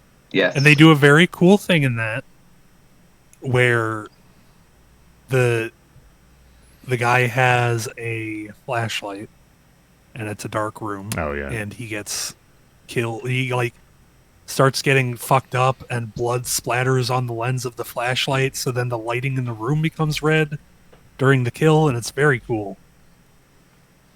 It's acceptable, you know? It's like minimum cool for a horror movie. It's fine. And then we see the new effect for sucking the soul. Yeah, it's like a green outline rather posted in the Discord. Rather than a sort of blue sucking ghosts effect. And then how does the Ivan Raimi guy die? The guy who's like bootleg Ivan Raimi. I don't remember. Is bootleg Ivan Raimi the one that's the tall one? Rivers Cuomo? Yes. A mix of Anthony Kiedis and Rivers Cuomo? Yes. I'm trying to look. That happens like quite a bit later, I think. Oh, here's a shot of all three thieves. I feel like his death was fairly quick compared to the others. The one is so drawn out, where he gets hit and then comes back. Yeah. Lou Albano. Yeah. He fights the puppets, and then like he wakes up and he's killed by the totem, right? Right. Something like that. Maybe they all get killed by the totem. Yeah, he's getting killed by the totem. Okay. Because the puppets are good. The puppets are good now. Well, they're good, but at some point the CEO, runs into Torch after all the other guys are dead, and Torch is there. He's like, "What are you doing? I never did anything to you," which is one of the Steam achievements for the game is like be killed by Torch while waiting for the elevator or something. But Torch just burns him to death. just, I guess, because the puppets have realized that he's greedy and bad, and he hired I these think guys so. and got them killed by the totem. I don't know. Are we talking about he's like in the like it was a little bit later in the movie that we're talking about the executive guy getting Yeah. killed, right? Yeah. Okay. Sorry, I got a little distracted watching the movie. Why would you? It's horrible. Get screenshots for the people on YouTube and Discord or on stream. He like Rick is like telling him, no, we can't take any of the puppets, none of them. If the secret, if you're trying to get the secret, then he's gonna kill you. It's gonna come after you. Oh, yeah. So then finally he's like, all right, fine, I won't. And he gets into the elevator with them. And then as the elevator's going down, he like punches both of them in the face Right. to like steal whatever it is Rick's holding. And I think that is why Torch him. Right. Yeah. I forgot about that. Yeah. They don't want to take the puppet's secret because that will draw Sutek's ire. Right. But this is... There's the MS-DOS Life Force Rick situation. And this is definitely a psychic woman this time. Yeah, he's communicating. hospital. The psychic woman is in the hospital, but he's communicating with her through the MS-DOS while she's in the coma or something. There's so many scenes throughout this movie of her like sitting up straight in bed and screaming. Yeah. Like when Sutek is summoning the puppet or the totem of himself into the real world, she sits up and screams. And then later when someone dies, she sits up and screams. And then during the fucking Life Force Rick shit, she sits up and screams. And then she just keeps falling back into a coma again. It's very strange. So Very bad. there's only really one puppet action scene, right? And it's when Decapitron shoots Sutek. Is that right? Or is there like another fight? I don't really remember. I know I have written down demon jumping during rematch with Blade. Don't remember that. They fight again. Do they fight? The only thing I really remember is the scene where the Sutek puppet is like, "You are stupid. I will destroy you," and then Decapitron blasts him with lightning, and like the Sutek puppet just gets like yanked away in a really comical fashion and like slams up against a wall. So you mentioned earlier you were a little high. As the night went on, I was getting blasted, so I don't remember the last half of this movie. I'm just scrubbing through and it's seeing just like scenes. bad. I don't remember. I posted Decapitron becomes the CEO guy head just before they kill him. Oh, Yeah. right. Yeah. I I don't remember that happening. at all. Decapitron exhibits a new power, which is to like pretend he can change his head to anyone. Right. Yeah, I do remember that. Just for some sort of like dramatic irony, I guess. To show him. So how Blade and greedy- Pinhead fight the lead totem puppet, and then he like jumps up really high into the air, and there's this cool zoom out part. Does he cling onto the ceiling? Think so? He just like I zips kinda- out of there. He's gone. Yeah, I kind of remember that. I don't know. It was There's one all of the these few shots interesting of, like- things in this movie. It's just, I don't like. It's just not as good as 4. Like, I have There's no- Decapitron 3D glasses. yeah, Yeah, there's all these Decapitron's shots new from the head. perspective of Decapitron. He sort of has see-through vision. 6-shooter like shoots the Sutek totem twice. Six-shooter does do something in this film, yeah. Are there... This is... It's embarrassing. I don't even remember. Are there non-Sutek totems? Not in 5. So he's just not wearing the cape in this shot you posted. Right. Okay. He's like only wearing the cape as far as I know, like when he's being created, and he's also holding that little scepter. You gotta And have then the when cape, he's- or else the comic fans would get really upset. So they just kind of threw it in there for one scene. It's like Thor's helmet. Right. Yeah. And just like a very slightly modified totem. Dave Parker, who edited the trailer, has humorously subtitled the movie as Hall Walkers due to a large amount of hallway scenes. That's a good There point. are a lot of scenes in hallways. That's kind of every Puppet Master, but yeah. Maybe they It's made more it so so in bad this that it one. really would be the final chapter, and they're like, I don't want to make it anymore. Let's just make a really bad one. Surely not.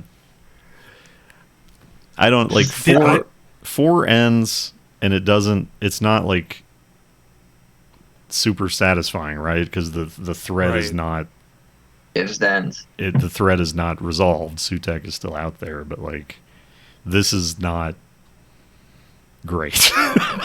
Like this is not what you wanted. So it's very weird that they had intended this to be just one single film. Because the second, like, imagine, just go see Puppet Master 4, but maybe walk out in the second half. Like it's that stark. It's that stark a difference in quality. It's just bizarre. Yeah. I just want to go over the ending real quick. Because, Okay, like, please. we haven't really talked about this. I don't know. This Sutek puppet is, like, fighting all the other puppets and, like, winning at first, but then slowly starts losing. And then he makes a portal for him to escape. Yeah. Because, like, we only mentioned it once in regards to Puppet Master 4, but if your totem dies in the real world, you die in fake world. Right. In Sutek dimension. Yeah. So Sutek wanted to get his totem out of there so that he didn't die. So he like starts making a portal. It looks really fucking bad. And then Just like a green Decapitron swirl yeah, composite effect. and then Decapitron is just shooting the portal with the lightning so that he can't escape. Yeah. He blows up the And portal. then right, and it like causes a huge explosion, but the way that we see the explosion is like an exterior shot of the front door of the hotel, and the windows in the door just get really bright blue. And then we're like on to the next scene where Susie, the girlfriend, is like jogging in the most 90s sports bra I've seen in my life. And she like comes home. She comes home to Rick, who's working on Decapitron, and like Pinhead and Blade are just standing there and they're talking, and then Decapitron, I guess they managed to activate Decapitron, and then Toulon Head is like, you're the puppet master now, and I am with you. And then the movie ends. Yeah, there's many instances where the Toulon Head comes on and says, "I am with you, Puppet Master." It's kind of like his catchphrase. I think you're forgetting one little thing, Slushy. What's that? The girlfriend's like, Pinhead, don't watch me shower. Oh, Has he done that? What is happening? A little pervert. I did forget that. You're Don't right. call out Pinhead like that. The last note I have is, I think this was a line from Rick, is he was talking about the puppets, but the line is, their fuel acts as a conduit for raw electricity, allowing autonomous parameters. Which I think he's like talking about. He's you like know, recording his.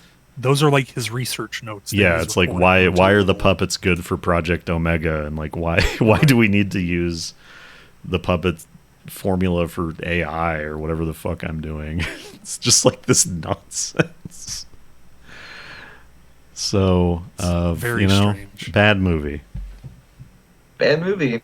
Not the worst. There's worse movies, but Oh, yeah. For sure. For sure. But it's the Certainly. worst Puppet Master that we've seen so far. yes. Is it going to go Upon- downhill? Stay tuned. Well, 6 is going to suck, and then 7's going to be the sleeper. That was your Which one is 7 again? Is Seven is retro. It's going to be really bad. 6 is Curse of Puppet Master, 7's retro, and then I think there's another flashback trilogy. Back to World War II. I think this is your idea, right? This is my idea. Watching all the Puppet Masters? It was. It I don't definitely think so. was. I don't think so. I think someone had a dream about this. I do want to reevaluate that. I said that 4 might be my second favorite, Yeah. and 4 is tied with 3 is what I said. Right? Or tied with 2. Sure. Whatever. I think after talking about this and looking through scenes and stuff again, I think maybe 4 and 5 are the 2 bottom, and it goes like 3, 2, 1, 4, 5 for me. I like 4 a lot. I think it's fun, and it's just like a stupid fantasy puppets movie. I don't know. I had a lot of fun watching it, so... I Will enjoyed it watching hold up 4, to repeats? Who knows? but not 5. Yeah. Like 5 was just not enjoyable. Like five was like not on the level of like what's the fucking Hellraiser in space? Like it wasn't like that bad, but Right. like almost. It was almost as bad as that. Are the Hellraiser movies good? Some of them. First I couple. haven't seen any of those either. I don't know. I feel like after 2, they're bad. Right. Have either of you seen the most recent one from like last year? Heavens, No, I have not.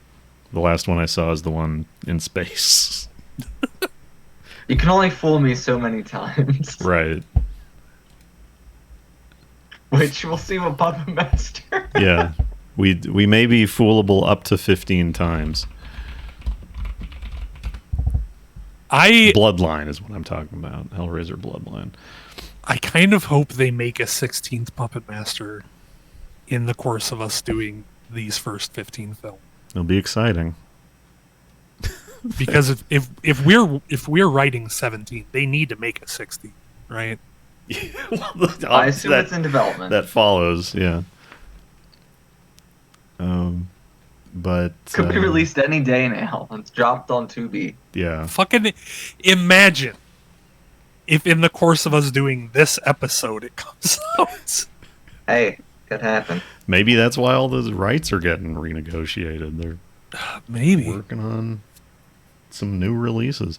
Like, I guess Full Moon has their own streaming service, they which do? is like, yeah, it's like $6.99 a month or something, and it's just Why? all their Everything movies. on Tubi. Yeah, I mean that's my worry was that everything was leaving Tubi because they're gonna keep it like yeah. the Kaiser. $6.99 a month or $59.99 a year.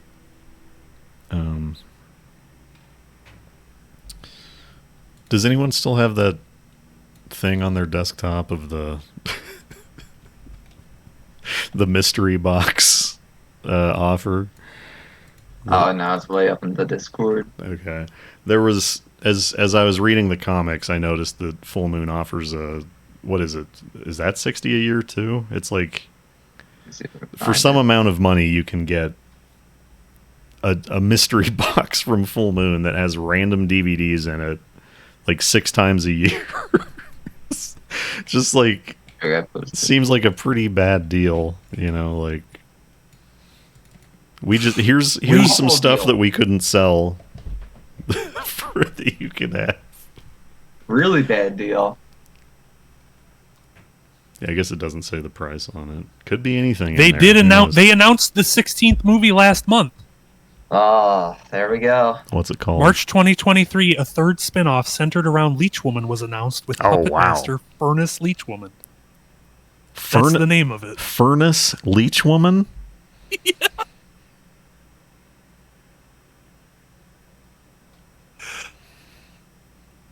We're all just sort of sitting my here. God. Well, here's what they have as the poster in quotes on IMDb. It's fucking terrible. so Holy this shit. is a film, right? This is not a piece of merchandise? Yes, This is a film?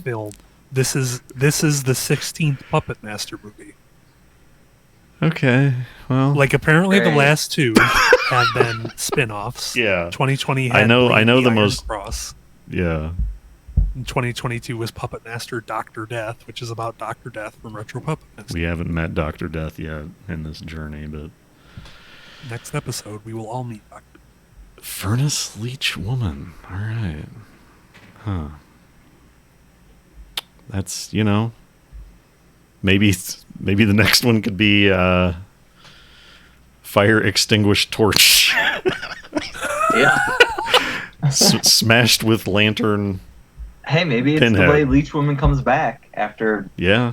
They 3 got it. decades. They have to explain it. She's missing, I guess.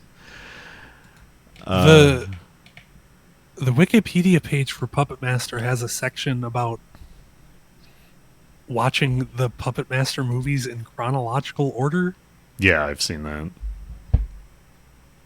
Jesus Christ. There's all these corrections about what year they actually must take place in. like in spite of what it says on the screen. Yeah, I don't know what we're gonna watch Curse of Puppet Master next for the purposes of this, but the next episode of Remove Film from Tray, I think we're going to count down our top 10 movies individually. I'm excited for that. And That'll be good. discuss. I don't know if we want to be surprised. I mean, mine's public.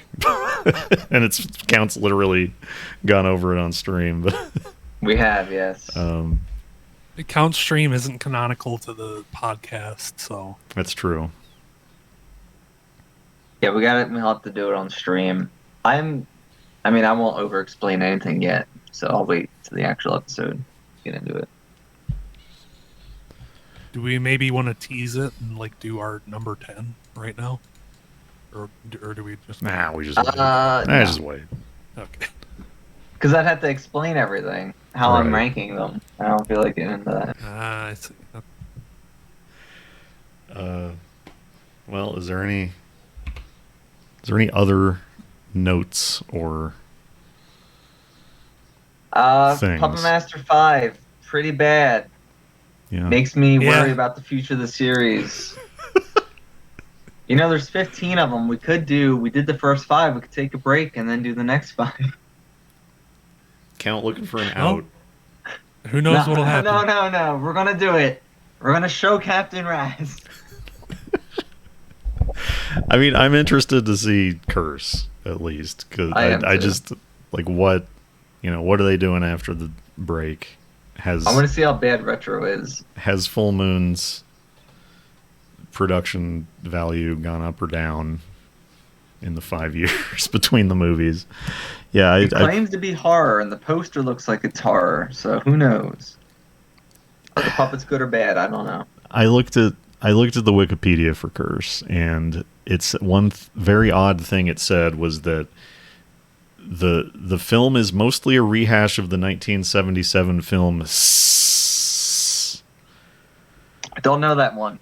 It's apparently about a guy getting injections that turn him into a snake. Cool. Okay. So I have Maybe he's gonna no become a fucking puppet. idea. Strange Yeah, thing so to is- rehash. Yeah, he must. Is Curse of the Puppet Master the first de facto reboot? I mean, we'll see. I don't know how much it's a reboot. I have and no how much idea. it's a just sort of sloppy continuation. Okay. I'm looking at the poster for it. Jester looks kind of weird.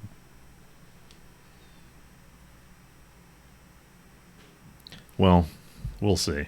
We'll see. We'll see. Yeah. And that'll be probably a couple weeks out. We're going to keep watching movies and going to keep hanging out. I don't know. Yeah. Definitely keep reviewing movies if they're Puppet Master or otherwise. And next week we'll talk about our top 10. Stay tuned for all of that. Slushie, any words? Yeah. I don't know. I'm looking at the Met Gala poster pictures because IMDb is intent on me looking at them. There were many cat people there. Maybe that's why. Was anyone dressed as Leech Woman or anything? No, but Lil Nas X looks really fucked up in it, which I'm here for. And I guess Pedro Pascal was wearing boy shorts. Okay. I don't know. I don't really know what the Met Gala is personally. It's where rich people go somewhere and dress like fucking idiots because rich people. Is it associated with a film thing, or is it just for fun? I don't know. I think it's just for rich people to be able to spend a lot of money on stupid costumes. Well, I just know that the X-Men do it now. God bless them. More power to them. Someone once there in a hyper-realistic cat pursuit. I guess that's it for this episode. So, thank you for watching, everyone, for listening. We'll see. We may not feasibly be able to continue watching these films, but we'll do our best. So we're gonna do it. It's gonna happen. I'm gonna say it right now.